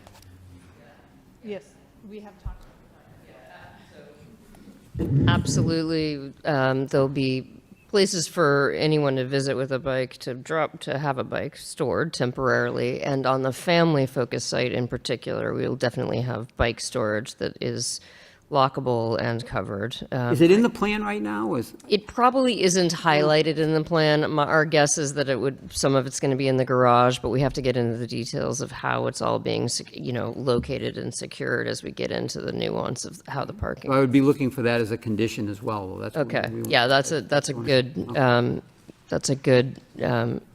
point to make. And I will say, I didn't mention, but we are emphasizing enterprise green communities for both of these projects, and they also have, it's sort of a holistic design standard, not dissimilar from LEED, that also kind of targets some of these pieces about bike storage and other things. So healthy materials, sort of broader holistic goals. Okay, great. No, thank you. And I understand for the design, you still have to go before the historic board. So I from that perspective, I really like the concept, and I like the bricks at the street level, the pedestrian experience, and that's important with a larger. That actually going to bring the scale down at the street level. So I think from a pedestrian experience, I like that approach, and it's not, that's not unusual to approach it in that form. Love the green space, the activity space is really. Special in a downtown area and the plantings. If you could just point out, because there is limited parking, there is green space, so how do you envision the snow storage? And I know it'd say if there was going to be, unusual amounts of snow would be removed, but just curious as to how you would handle that. Great question, especially with this storm approaching. Let me go back to this.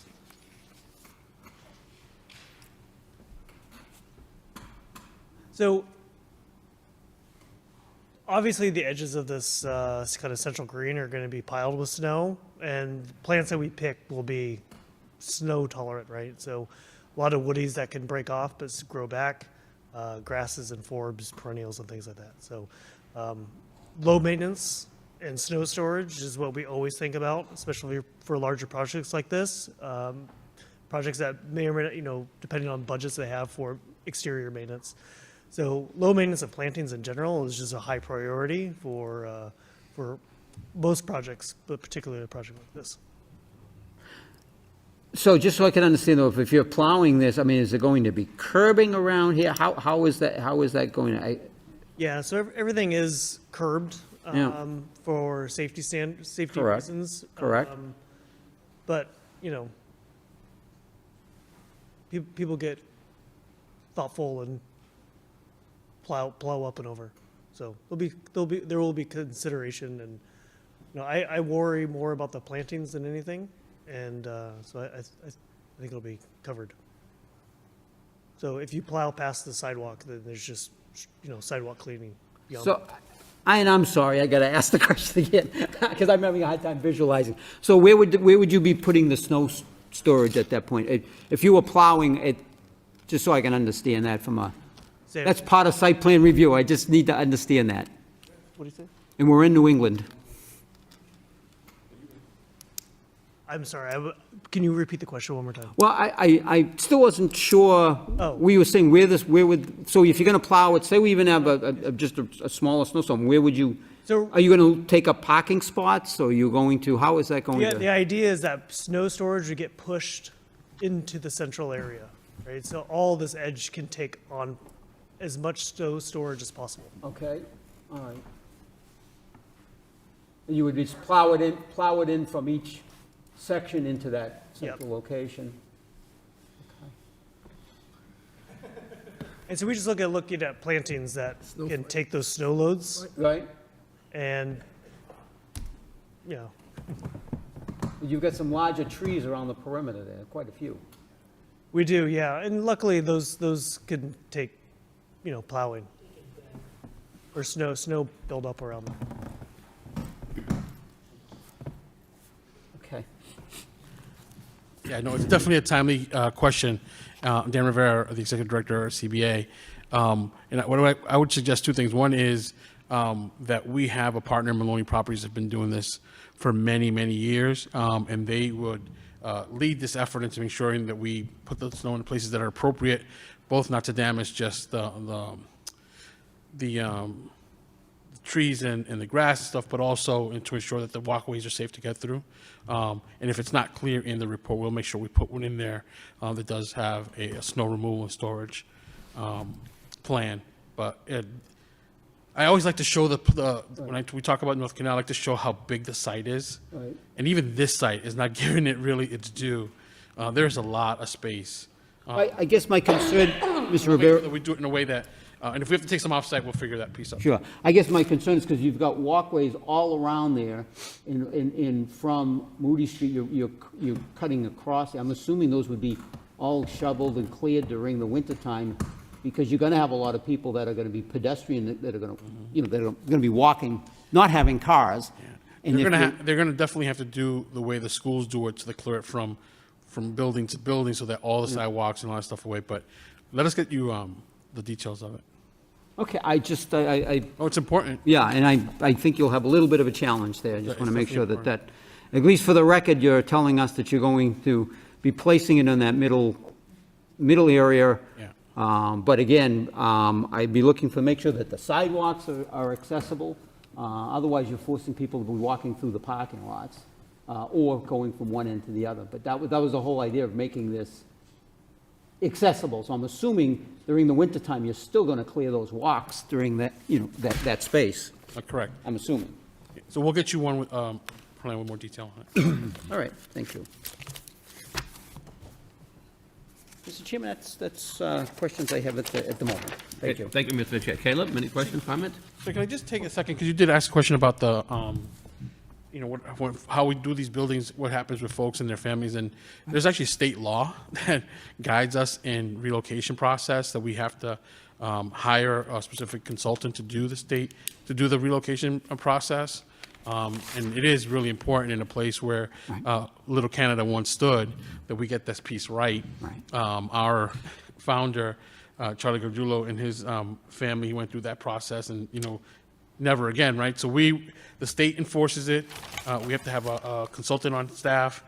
Every family has a plan, and the goal is to do the reconstruction, the redevelopment in a way that has the least amount of impact on families. Sure. And so if you're in phase one and the building you're leaving is going to come down, but maybe in the interim there's an opening in phase three, you'll get temporarily put in there, and we'll do this orchestration of things to have the least amount of impact on families, including strategic demolition of buildings, so that we don't have it's not like everybody in one shot, we gotta get them out. Right. It'll be a strategic orchestration of it, Right. because we want to make sure people have that. And we have to, by the way, they pay zero for it. We make sure that it's all paid for their moving and their storage and transportation and the like. Nice. I guess, my heart sunk a little bit, and I think it's an ambitious project, it's large, and that's why I thought the timeline was going to be pretty significant in 5 years. I'm just hoping, again, some of the older residents will have a chance to, move in and, I think the number is about 95 elderly residents across all three properties right now, and then they're all going to be able to be in that first phase and open up a lot of spaces for families, and then when we do the family piece. So it is going to be a challenge, but we have Judy Cohen Group. It's a statewide, they're not statewide, they have done a ton of these statewide. And so we hire them, but they really work for the tenants to make sure that they get what they need. And if we do this right, because we just got invited to submit an application to a round of funding that would give us shovels in the ground spring of 2028, and the construction timeframe would be 18 to 24 months. That's just for phase one and phase two, and we'll be back on the phase three.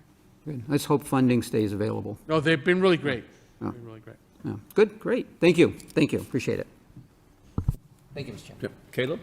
Thank you, Mr. Chairman. Well, I'm very impressed and with all the logistics and planning that goes into it, and also the community engagement as Member Frechette have shared. I fully concur with him that seems like everything is thought of by the applicant, and so I'm very supportive of the project. I feel Member Frechette have covered a lot of points already, and I just have one or two clarifying questions. So some of the energy efficiency and sustainability features were mentioned. So I want to just hear more about maybe just featuring the green buildings or energy efficiency and what is maybe under consideration and what might be certain that you'll implement in the building design. Great. Thank you for giving me the chance to come back and do it right. So we are fortunate, depending on your perspective, to live in a state that demands pretty high energy performance at this stage for a new construction project like this. So fundamentally, the code is going to drive a very high performance building. We have a couple of compliance paths and we haven't frankly chosen it, but either way, we will be talking about an enclosure, a building envelope that is got continuous insulation on the outside of the building. It's airtight, it's got triple glazed windows.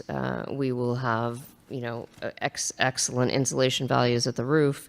And be ensuring that we can use all electric heating and cooling systems that really don't break the bank and can be right-sized for the whole building.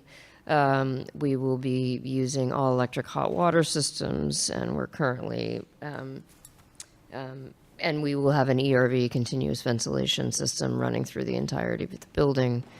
We are looking at geothermal. It's certainly, we'll have to keep pushing at it, but so far it's looking promising, and we will be solar ready for certain, and hopefully Recording have the opportunity stopped. to put the solar on the building. Off the record now. I will also say, there's a lot of great site things going on from a sustainability perspective, more holistically speaking, in terms of permeability and stormwater management, treating of runoff, native species, et cetera. Even thinking about our universal design and the way people move through the site, both in terms of grade changes and wayfinding and colors and lighting, ultimately, when we get into that. I think comfort and health will be paramount. So inside the building, materials that are not off-gassing and all of those simple and basic things, but durability at the end of the day, long-lasting, low maintenance, healthy. No, sounds like a great place to live. One question on the stormwater. So I understand, I heard that it's going to have a underground cistern or a retention cistern, and then tied to a separate storm drain on James Street. But are there, and as you mentioned, there might be some consideration for stormwater retention or other green design. Are there any thoughts about reusing some of the rainwater or like that kind of considerations? So we haven't looked at rainwater reuse. You think irrigation cisterns, things like that. We'll certainly take a look at that when we go to that building permit construction level. I see. Right now, it's not rainwater harvesting, right? So we just capture what's coming off the roof, what's coming off the parking lot.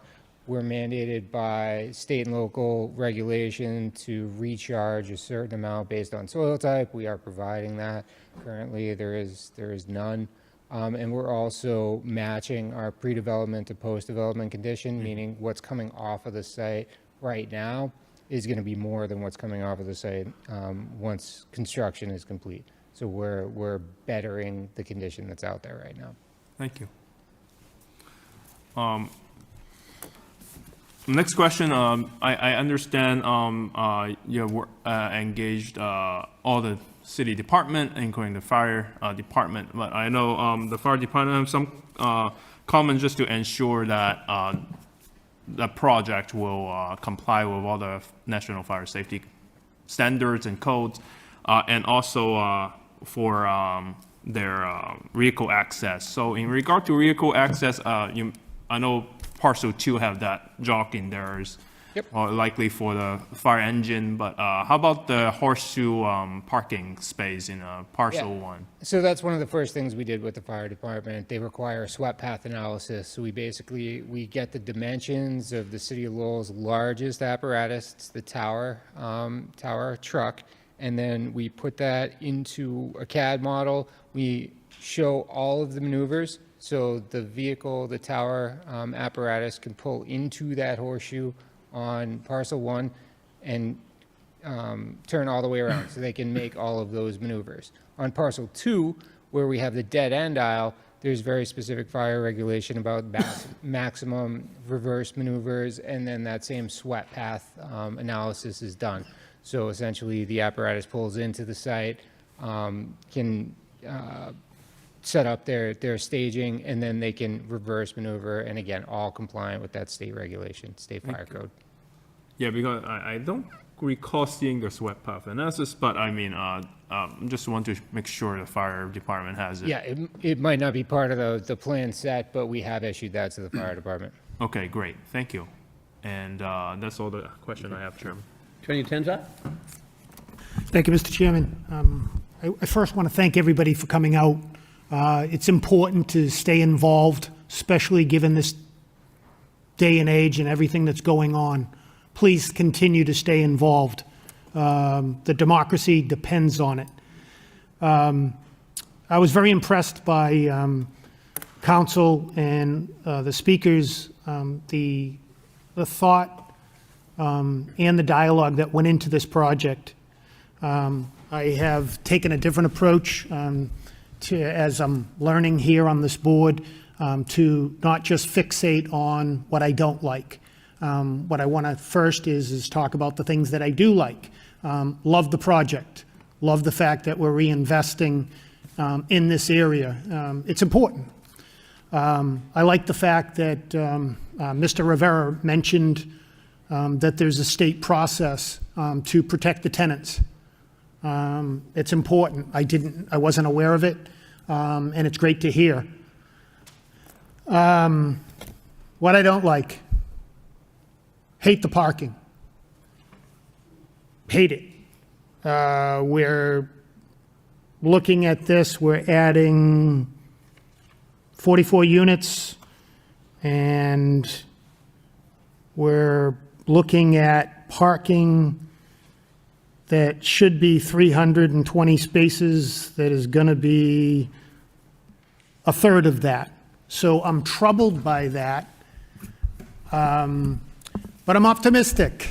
I'm optimistic that the market and all of you folks and all of the tenants will raise Cain, because that's important. I'm optimistic that maybe the neighborhood can absorb some of this parking. I'm realistic too. This is Lowell. We have limited space, but we have been informed that there is a variance for parking, and so I'm just going to sit here and say I like the project, hate the parking, wish there was more, because I think the tenants deserve more parking. I would say I'm going to follow up on a couple of things that the Assistant Chair mentioned, Mr. Frechette. When I looked at he probably doesn't have to do this, but I have to look at site plan review. There's a section of code and what is required. And one of the things Recording in that's progress. Should I stop now, Mr. Chairman? No, keep going, you want to roll. Was that, Is that the phase out like the Golden Globes? You know, you're done. One of the things that the site layout indicates is it's supposed to show snow storage. It's supposed to show it so we can see it and we can make a determination whether it's appropriate. It's also, we're also supposed to see where the trash dumpster is going to be replaced. And I know Member Frechette always mentions, oh, is there going to be fencing? Is there going to be screening? Is there going to be those things? I didn't see either of those things, and I think that should be one of the conditions that Member Frechette brings out, is that, one, there should be an indication of what areas these things are going to be held, and how they're going to be fenced in, if at all, and if not, why not? But I truly like the project. There are always things that can make a project better. That's one of the things I'm learning on this board. I hear the other members mention certain things, and I'm like, I never thought of that. And it's great to hear. So keep doing the good work, and thank you, Mr. Chairman. If I could just mention on the trash, while CBA does have some properties that have dumpsters, this will not be one of them. The Phase 1 property has interior trash chutes that deliver to a trash room, and that room will be able to wheel stuff straight out to be picked up by whatever service is doing so. So we won't have any open trash corral on the site, much to my pleasure. That's why, Mr. Hansard, I didn't bring it up. So.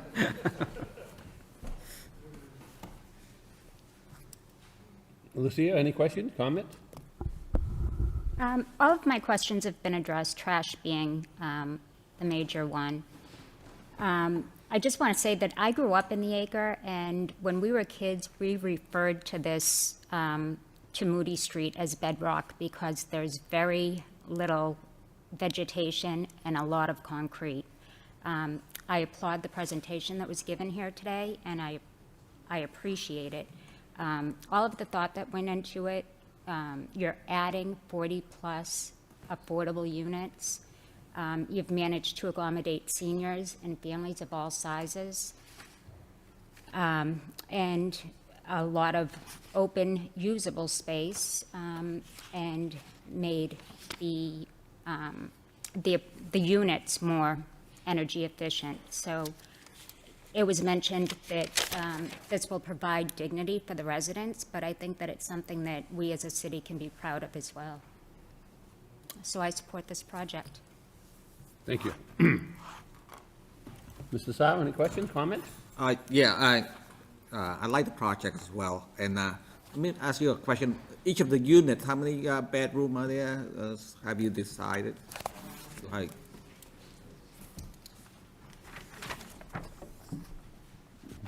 Thank you. The Phase 1 is 100 units, single bedrooms, and then Phase 2 will have family units with more than one bedrooms. Okay, thank you. I like the project, and I think the board member had asked, address those concerns, and I hope that we get some of those more answer in the future as well. Thank you. Thank you, Mr. Sauer.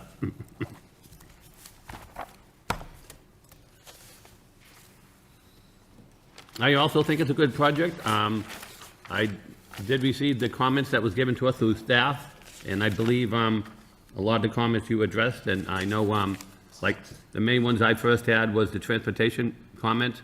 I know they were approved by the ZBA, but when people go back and look at the minutes for this meeting, they're going to have a concern whether we address those comments as well. So even though the ZBA might have addressed them, I think it's our opportunity to address them as well. So I think, and I know you're willing to incorporate those, so I'm happy to see those being incorporated. And I'm glad that how Jerry brought out for the transportation demand management plan, which we've been doing lately on any big projects. I mean, you look at this, 60 units here, 100 units here. I think especially when you short the cars, it's really important, especially where it's downtown, how they can get to other avenues downtown and how they can alleviate the concern that they don't have a vehicle or where they can bring in and where they can have a ride-share parking that comes to the site somewhere. But by looking at the site, I've been there a couple of times since we received the application. I think it's gonna be a great improvement to what's there. Obviously, you have all these people come down and speak in favor, and I thank them all for being here. It's well-needed development to be addressed. So I'm in favor of the project. Like I say, I do want to concur with, you know, the engineer's comments as well as the wastewater. So obviously, this is going to be a big project, so obviously, we're going to need, as you said earlier, cooperation with the city to make this an excellent project. So as indicated, I'm in favor of the project as long as we address it with some of the concerns that were raised by staff. Thank you. So at this point in time, we need a vote for just for this site plan. Yeah, it doesn't trigger a special permit if it's a site plan. That's the site plan. Mr. Chairman, I'll make a motion with the following conditions to approve the site plan, again, with the following conditions: that a transportation demand management plan be incorporated in this approval, that the elements of the plan will identify a transportation coordinator. The plan will be accessible and be provided to tenants as part of a welcome package, as well as information will be available for the tenants regarding transportation services, maps, schedules, fare information. It will be all incorporated into the plan, and that's pretty much a standard plan. But we certainly want to see those elements. The applicant will provide secure bicycle parking within the site and the building for weather protection. The applicant shall design a buffer zone walkway area between the site and the canals, taking into account public safety. I would have liked to have seen that design here, so I'm just want to make sure we've incorporated that, and that is not something that we have not addressed. That the applicant's snow storage will not, snow storage on the site will not impede sight lines for vehicles entering and exiting the site, and that all internal pedestrian sidewalks will remain clear. And that the applicant will continue to work with city engineer and the city's stormwater management team. I believe there's anything else anybody would have on that. Transportation. With transportation, the elements, obviously, the elements that were referred to from the ZBA, those were off-site. Those were off-site items that were identified by Jeffrey Dirk, so separate from what our intent is here. Okay, we have a motion on the floor. Do we have a second? Second. Motion made and second. All in favor say aye. Aye. Chair votes yes. Any opposition? Hearing none, the site plan is approved, 5 in favor, none against. Wish you well. Good luck, everybody. Good luck. Thank you. Thank you.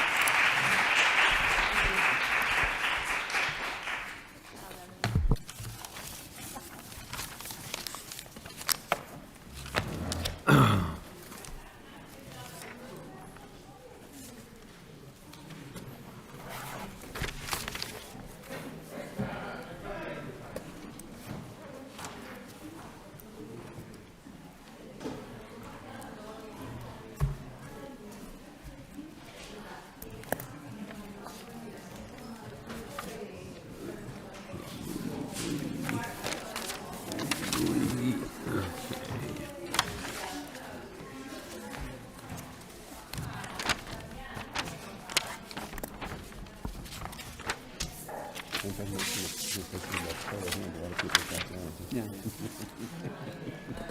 I tried to make like 40, with like 4 people all jump at once.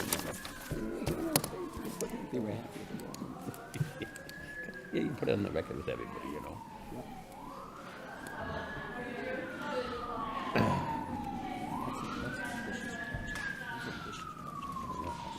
mean, we still didn't do the job in the snow. You can throw it in the middle. I mean, what are you gonna do? You know what they say? Back in the days. Right? You sure it's still in At night. Oh, it's when he's going to the drivers, right? Yeah. Okay, moving along on the agenda, we have a site plan review. Oops, I'm sorry. Moving along the agenda, we have a site plan review, 104 Mariposa Ave. The Lowell Planning Board will hold a public hearing to hear all interested persons relative to the application by Solak Hong to split the existing lot and construct a new single-family home on the above address. The subject property is located in the suburban single-family zoning district. The project requires definitive subdivision approval from the planning board on the Lowell subdivision of land regulations. May we hear from the applicant, please? Excuse me. Good evening, Attorney Catherine Flood here on behalf of Solak Hong. The applicant is seeking definitive subdivision approval pursuant to Lowell subdivision land regulations. The property is located in the suburban single-family zoning district. The subject property currently consists of a single-family home sitting on 17,300 square feet of land. The applicant appeared before the zoning board and received variance approval for minimum lot size, lot area per dwelling, and frontage. The variance approval created 2 lots, one consisting of 7,300 square feet with 73 feet of frontage, and the other one with 10,000 square feet with 90 feet of frontage. The subdivision of the existing lot would enable the applicant to construct a single-family home on Lot 2. The single-family home will consist of 3 bedrooms, 2.5 bathrooms, and a garage under. The lot has access on Mariposa Street and sufficient utilities to service the proposed home. We received comments from the departments, and the plan was revised to address all the comments. It was submitted back to Stormwater, and we received confirmation that it was sufficient. Matt also met with the engineering department. The plan was sent back to them. I received email confirmation that all of the issues in the comments were addressed. I have here, as part of the application process, I encouraged my client to meet with the abutters on the abutters list. I have signatures from 10 of the direct abutters. One of the abutters said that they were okay with it. They didn't care either way, but they didn't want to put their name on that. So I believe there were 13 abutters, and we have support from 10, and 1 was indifferent. I'm going to turn the mic over to Matt so he can show you what the plan looks like. Good evening, members of the board. My name is Matt Hammer with Lamplex Engineering, 60 Fletcher Street, Lowell, Mass. So there's an existing dwelling here. The subdivision line is here. The new dwelling is here with a driveway and a garage within the structure itself. There's grading, a deck on the back, drainage in the rear, and then drainage along the driveway. As Attorney Flood outlined, there was some questions on the sewer connections. We made some revisions, met with the engineering department, and resolved those yesterday. But besides the change on the sewer line, the plan has essentially stayed the same from the initial submission. I can turn over to Catherine.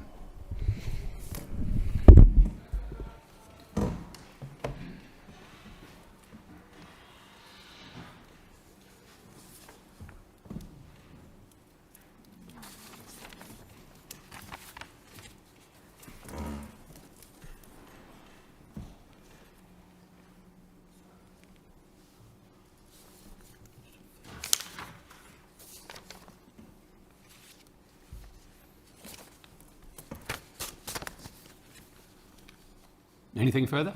No, not at this time. Okay, so as indicated, we did receive a piece of paper with people who signed off on it. In favor, 1, 2, 3, 4, 5, 6, 7, 8, 9, 10. People signed off, and then we have a letter that was submitted to us. They're members of the zoning board. So, please accept this letter in support of the above referenced subdivision as the owner of a parcel 104 Mariposa Ave.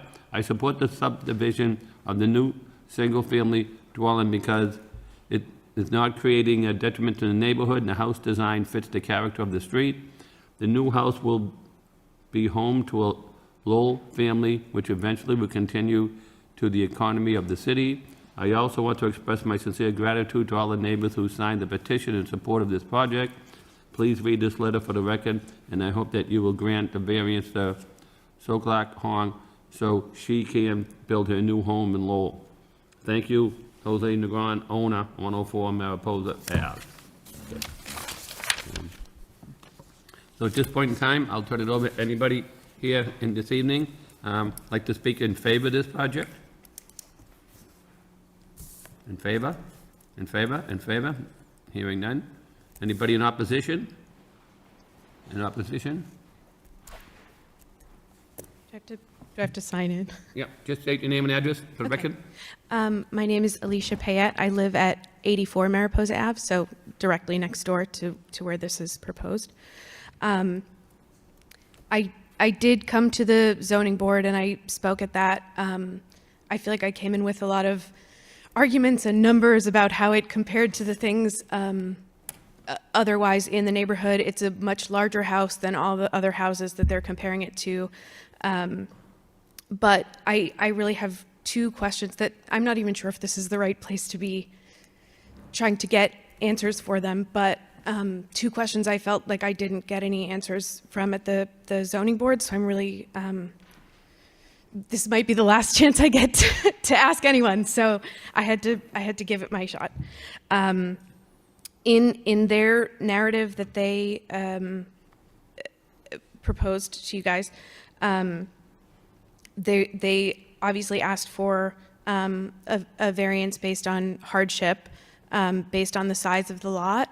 But I did a lot of research and I thought that I heard that just the lot being too small does not justify a hardship. They also proposed, they justified the variance of a lot that's too small compared to our current zoning laws based on a map from 1898. But our current zoning laws were passed 20 years ago, so I'm not sure why. And they were actually thanked by the zoning board for justifying it with this map from 1898. I'm not sure why that supersedes the zoning laws that were passed 20 years ago. That's a big frustration. I know that I'm not a professional in this field. There are multiple building inspectors of bordering towns involved in this, including the person who's selling the land. He actually worked in Lowell's building department in the past. So I'm sure they know much more about this whole process than I will ever learn. But it felt like some of the points made in their narrative were misleading. Even some of the lots that they're comparing to in the neighborhood, one of them doesn't have a home on it and is owned by the person who lives in the home next door. So two of these lots actually meaningfully make one larger lot.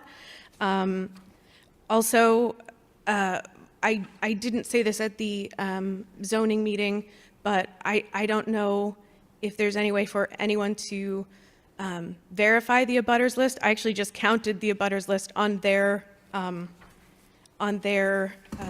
proposal, and I think it had 11 or 12 names. Mine is on there. I know I didn't sign this because they came to my house like 4 times asking me to sign it. And I definitely did not say I was in favor of it or I wouldn't be here. So, yeah, at the end of the day, the main questions I'm trying to get answers to, and you may not be able to give them to me, is a lot being too small does not justify a hardship. What is the hardship that they're arguing for? And why does a 100-year-old map overrule our current zoning laws? I voted in favor of the housing thing that was just presented, and I had never heard about it before. They just put up they're putting up a big apartment building right at the end of Stedman Street, which is very close to our neighborhood. I'm all for more housing, but I already feel like our property value has been hurt by the current owner actually moved his house from the opposite side of the lot to like very close to our property line. So we already lost a lot of privacy. Their driveway is now basically like very close to our property line where we used to have a lot of space between us. So I feel like our actual property value has already been hurt by this. I'm all for more housing, but why are we undermining our own zoning rules when maybe there isn't a justification for it? Especially if a lot that's too small, at least in my very basic research, does not justify a hardship, and I didn't see an argument for anything else justifying a hardship in this document. Thank you for your time. No problem. So I'll try to answer some of that for you, but basically, that all falls before the zoning board of... I know. Okay, so the only thing before us is, even if we don't like it that it's too small, we're just here for the subdivision. That's what I figured, but so I had to try. when they went for the variance, they got approval for smaller lot size, smaller frontage, and smaller, it was 1/3 one. Area per dwelling unit. Yeah, living area per dwelling unit. So, that's up to the zoning board to give that relief. Yeah. I read what, what a variance consists of, and I raise the same questions a lot of times, but I'm not on the zoning board. Yeah. I mean, a lot of times, people come in and say, well, they're creating their own hardship. That was Bingo, that was it my wasn't there argument. before. Now we're Actually, gonna make a hardship, and now we're gonna ask for relief. Actually, some of their paperwork said that the person buying it already owned it, and that is I did a lot of research. Yeah. It, So basically, it got me nowhere, but there's no hardship there now. Oh, there wasn't, so they created it. yeah. Bingo, you're right, 100% right. Well. So, unfortunately, And that and $1 will buy me a bag of chips. now that they've met the criteria through the zoning board, giving them the relief for those three things, our question for the subdivision is, do they have access on the public way, Yeah. smaller details. We can give a special permit relief for the frontage, but they didn't request it through us, they requested it through the ZBA. They know we're a little more stringent that way, so they go before the ZBA. Yeah. I saw that was on the what was being talked about, so. Yeah, so, I'm sorry I can't answer your question more than definitive, but I probably already said too much to begin with, but then again, I've been accused of worse. Okay, well, thank you for your time. Thank you, thank you. Anybody else like to speak in opposition? In opposition? In opposition? Having none, at this time, I'll turn it over to the board members. Any board members have any questions? Mr. Chairman, I really don't. Again, I think you kind of explained it. They went before the zoning board of appeals, and what's presented to us now is a lot that's been given relief, and they're saying under subdivision standards, doesn't meet the standards that we would be looking for. I even question for a single lot like this whether this should be an administrative review rather than it's not a full-blown subdivision. But I understand the frustration. I think if you watched past tapes from me here, I've always said that I still scratch my head how you can create your own hardship, but that's a whole other situation. That's not what's before us. That was before the zoning board of appeals. But from that perspective, from a subdivision, perspective. And one of the criteria is, does the lot conform? But again, the path the applicant took was to get the relief, so that those elements have been reviewed by the zoning board of appeals, and they were granted the variances. So from what I can see, and the adjustments were made relative to the concerns or questions that staff had and engineering had, that's what we would be looking for. Obviously, we want to make sure that there's proper storage and water and access to the site. And so from that perspective, I don't have any questions at this point, Mr. Chairman. Thank you, Mr. Chair. Caleb, questions, comments? On the subdivision, I don't have more questions, but I think maybe the butter mentioned, and also as I read the support letter is of the same address. So could you just give a just brief narrative about so what's the arrangement of the applicant versus the current owner, who is who? If you look at the application, the current owner owns the entire lot. He owns 17,300 square feet. The proposal is to subdivide the lot. He resides in one of the houses, and the other lot will be sold, and a single-family home will be constructed on it. I see. The single-family home conforms in all respect to zoning. The height of it, everything complies with zoning. The new home. The new home. I see. Yes. An applicant will be the developer for the home, or intended to reside in it as well? I'm sorry, what? So is Solak Home? yeah, Solar Home is She will be the one who will build the home. build the home. I see. Thank you. I do not have other questions. Thank you. Okay, thank you. Attorney Tenza? Thank you, Mr. Chairman. Before we get started, there's a pet peeve of mine. I might as well bring it up now because I'm looking at a 2-inch by 4-inch plan. Look, I have glasses. I don't want further glasses. Seriously, all right? I mean, I'm looking at the bigger plan here, and I can't even see that. I mean, that's small. I mean, I think going forward, Mr. Chairman, we're starting to get plans that are sent to us, and they're tiny. You can't even make out what the hell's going on the plan.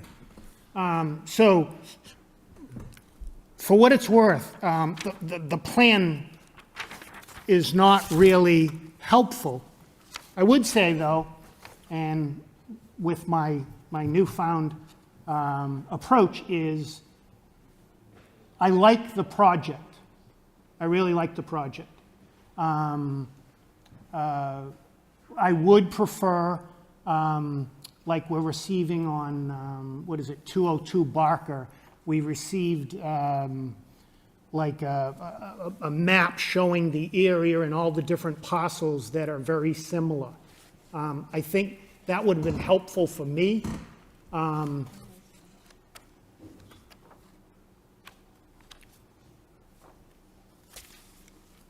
Oh, there's one in there? That with my application. Yeah. Oh, I did see what you mentioned on the application.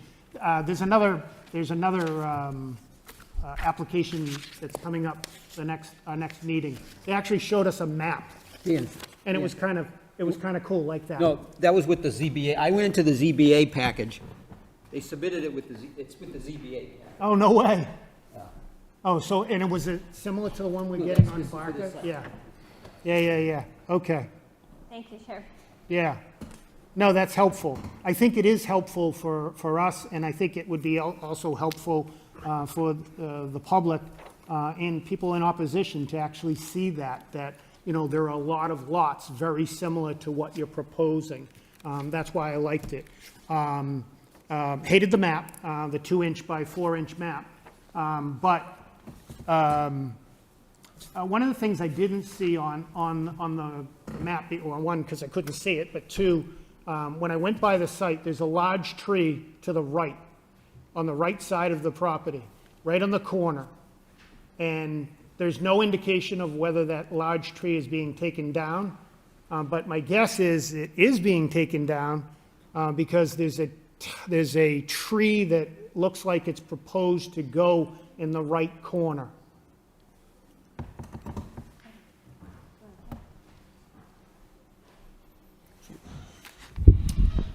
Yes, that tree is staying. That's in the city right of way. The large tree. That's in. So there's, so you folks are putting a tree right next to it?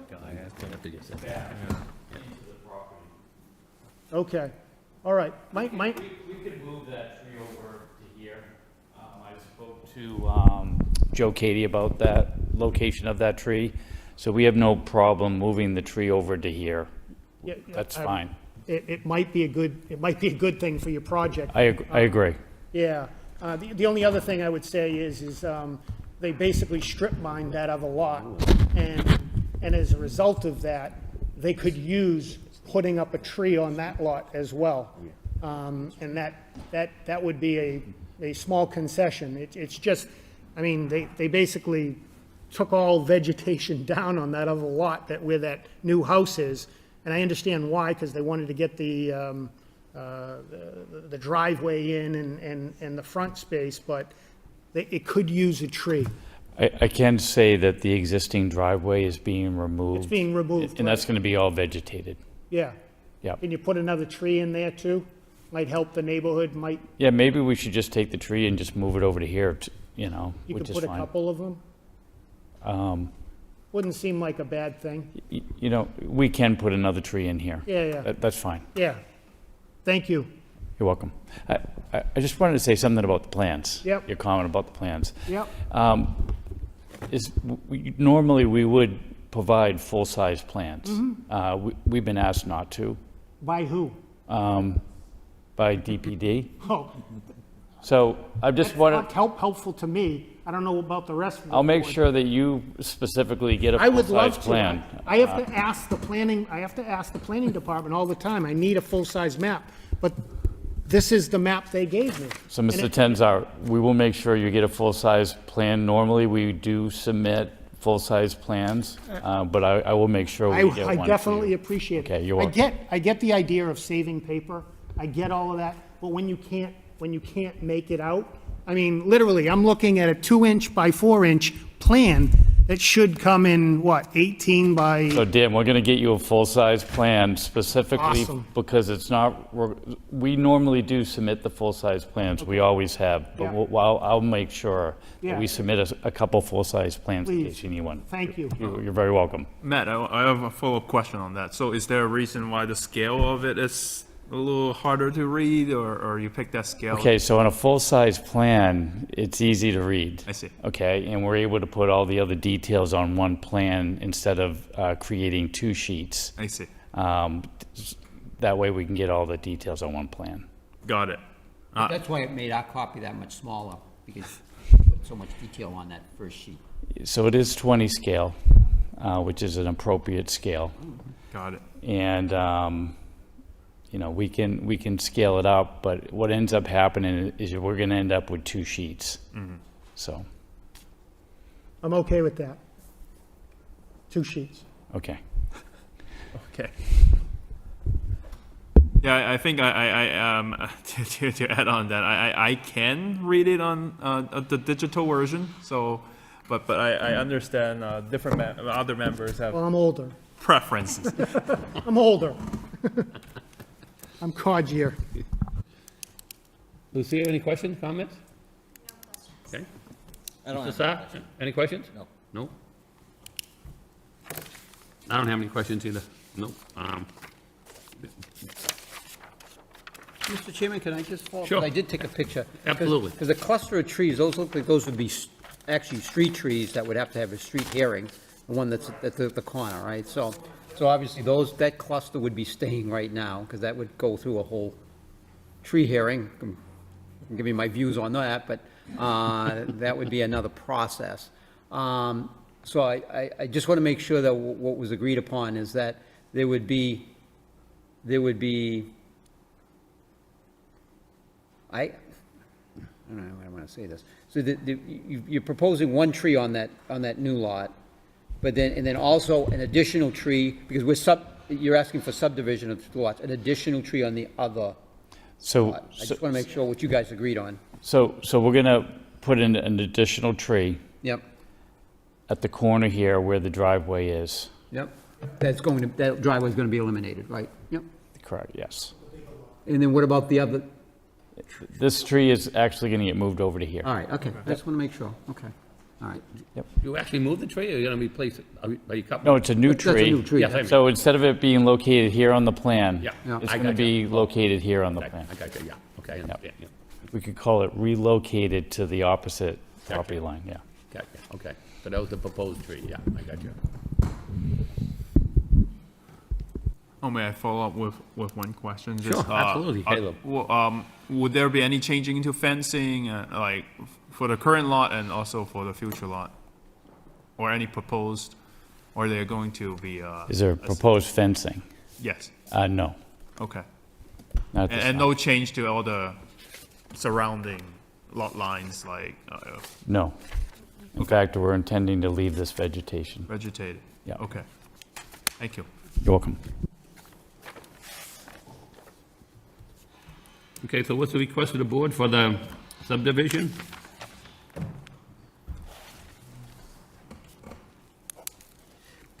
Mr. Chairman, I'll make a motion to approve the subdivision with the following condition, that the proposed new tree planting on the newly created lot is to be moved to the opposite side of the lot along Mariposa and that Ave, and an additional tree will be placed on the second lot, or how we're referring to the first lot of the second lot, but the other lot from the subdivision on the same corner where the previous driveway is being eliminated. What species are you, it may be on here, Matt, what species are you planting?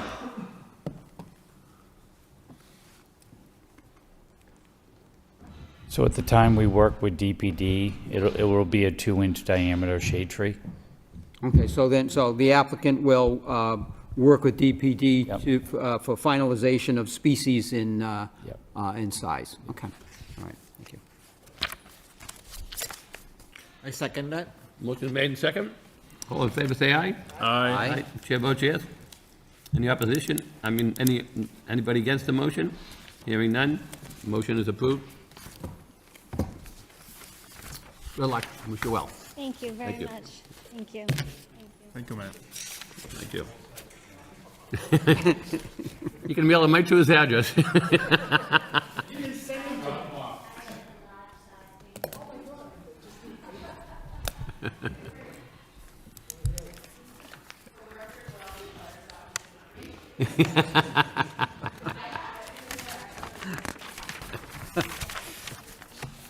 Okay, moving along on the, oh. Did I? Who's that listed? I thought I withdrew. I need to put that here. I should give that to him, right? Yes. The signature? For the record, right? Keep it for the record? Yeah, I have it here somewhere. I start putting things aside as we get to, they'll be in here then. Yeah, Oh, there it they are. I'll make sure I give the, oh, yeah, thanks, give those to Pete, I think, before I lose them. Okay, moving along on the agenda, do we have any updated comments from any board members? Mr. Chairman, if I may, last evening, being a Thursday meeting this week, last evening was the meeting of the Northern Middlesex Council of Governments, and one of the items on the agenda, and it was hotly discussed, robust discussion, all you want to, however you want to list that. It was very, I think it really spoke to the challenges that lie ahead. But the part one of the at-home in Greater Lowell, the housing strategic plan for the Greater Lowell region was presented to the council. And you can access it online. I would encourage everybody to go out there. But this is a plan that it really is meant to look at the region, the 9 NEMCOG communities, and understanding that housing is an issue, and that from a regional perspective, and I have been very vocal on this, Lowell, this can't be a Lowell-centric plan, all right? The other communities have to do their share here. And they can't just be building McMansions on 2-acre lots. This is good. This has to be addressed. However, it's a big challenge, right? So this plan, the part one, I would encourage everybody to go to the NEMCOG site, take a look at it.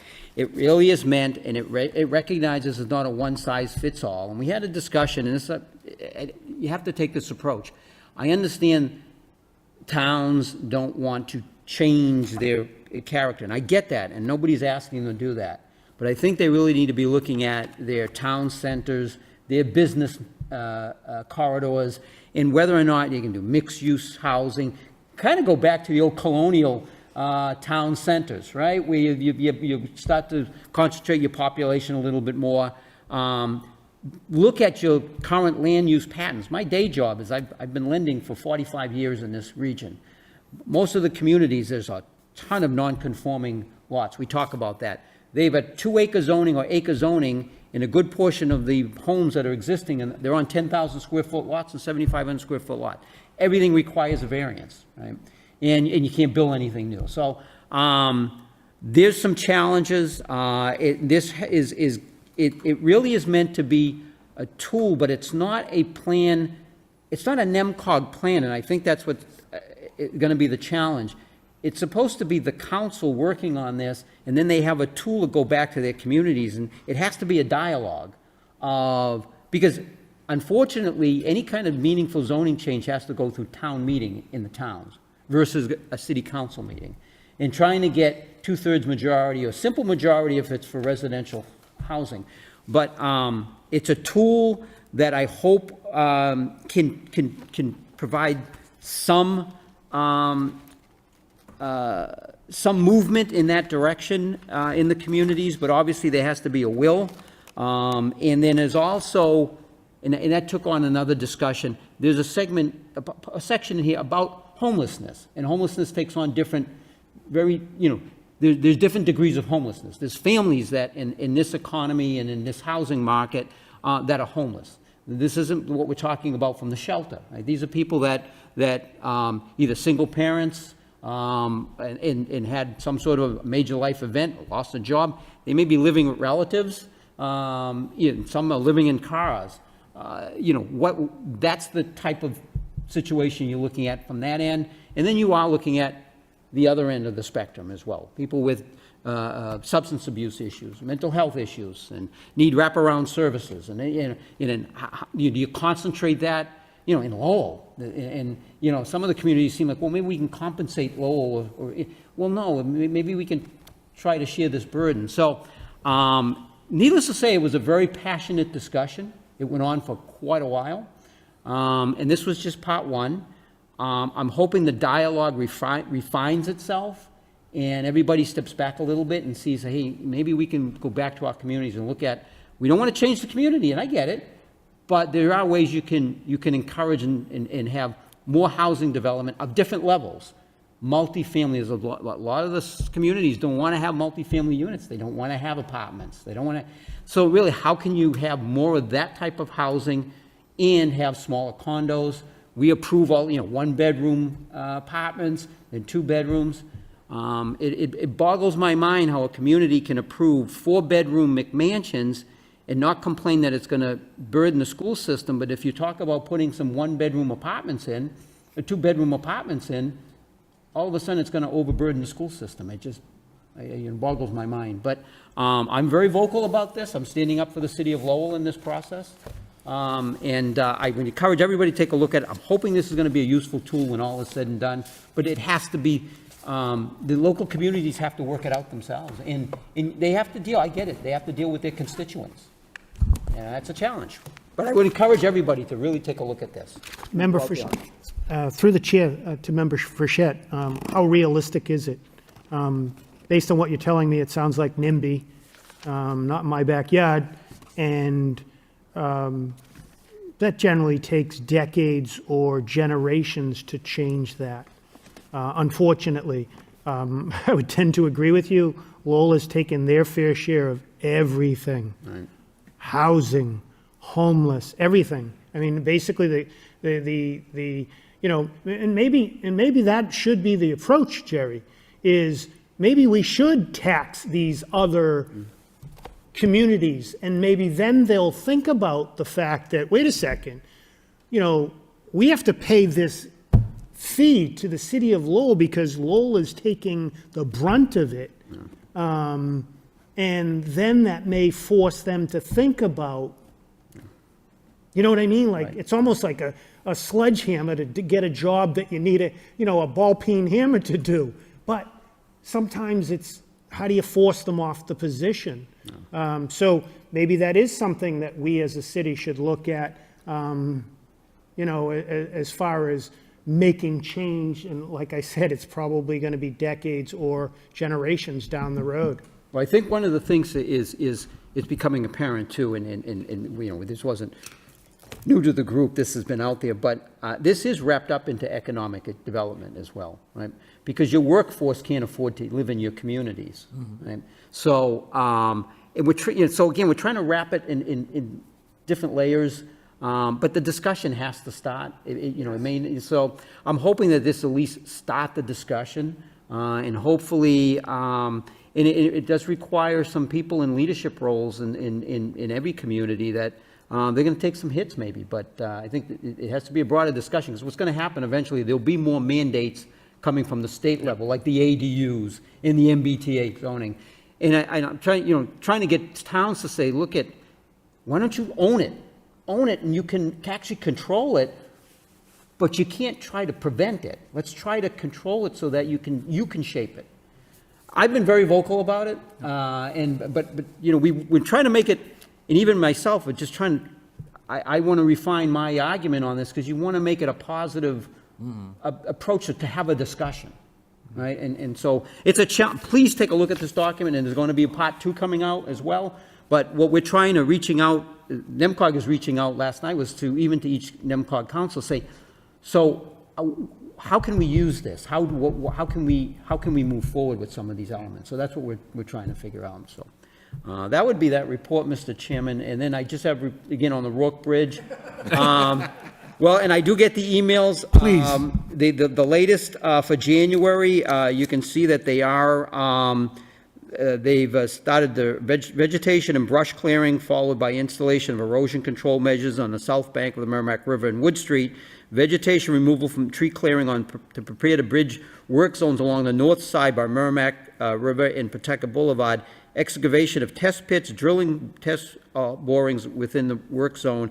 And then this you could see, I saw it today, the mobilization of cranes and equipment to work zone on the north side of the Merrimack River, installation of temporary construction, access platform to facilitate bridge construction. So you're really starting to see, they had some heavy equipment and serious crane there that was on site. So it's moving forward.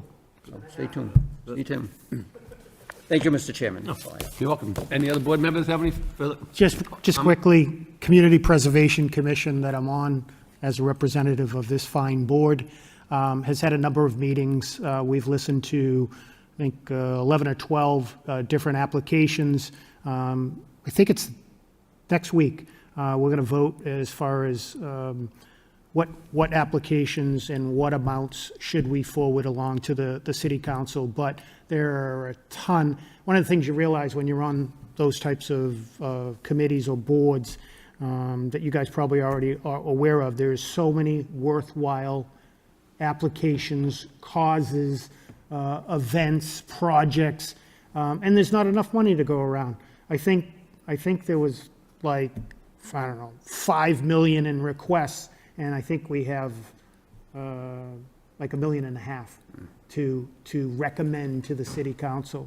So it is eye-opening, and it's also kind of impressive that you hear the Division of Planning and Development comes to mind, where they're thinking outside the box as far as how to streetscape and how to incorporate that into skate parks. And there's so many different things that are going on, and As much as I might complain about being the representative to the commission, I have learned quite a bit and have a new appreciation for it. So that's my update, and we'll be forwarding along our recommendations to the city council next week. Thank you. Any of the board members have any further comments?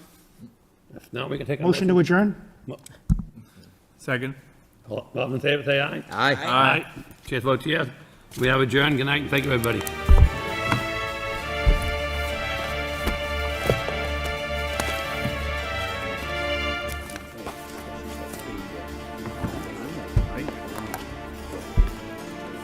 Yeah, absolutely. Yeah.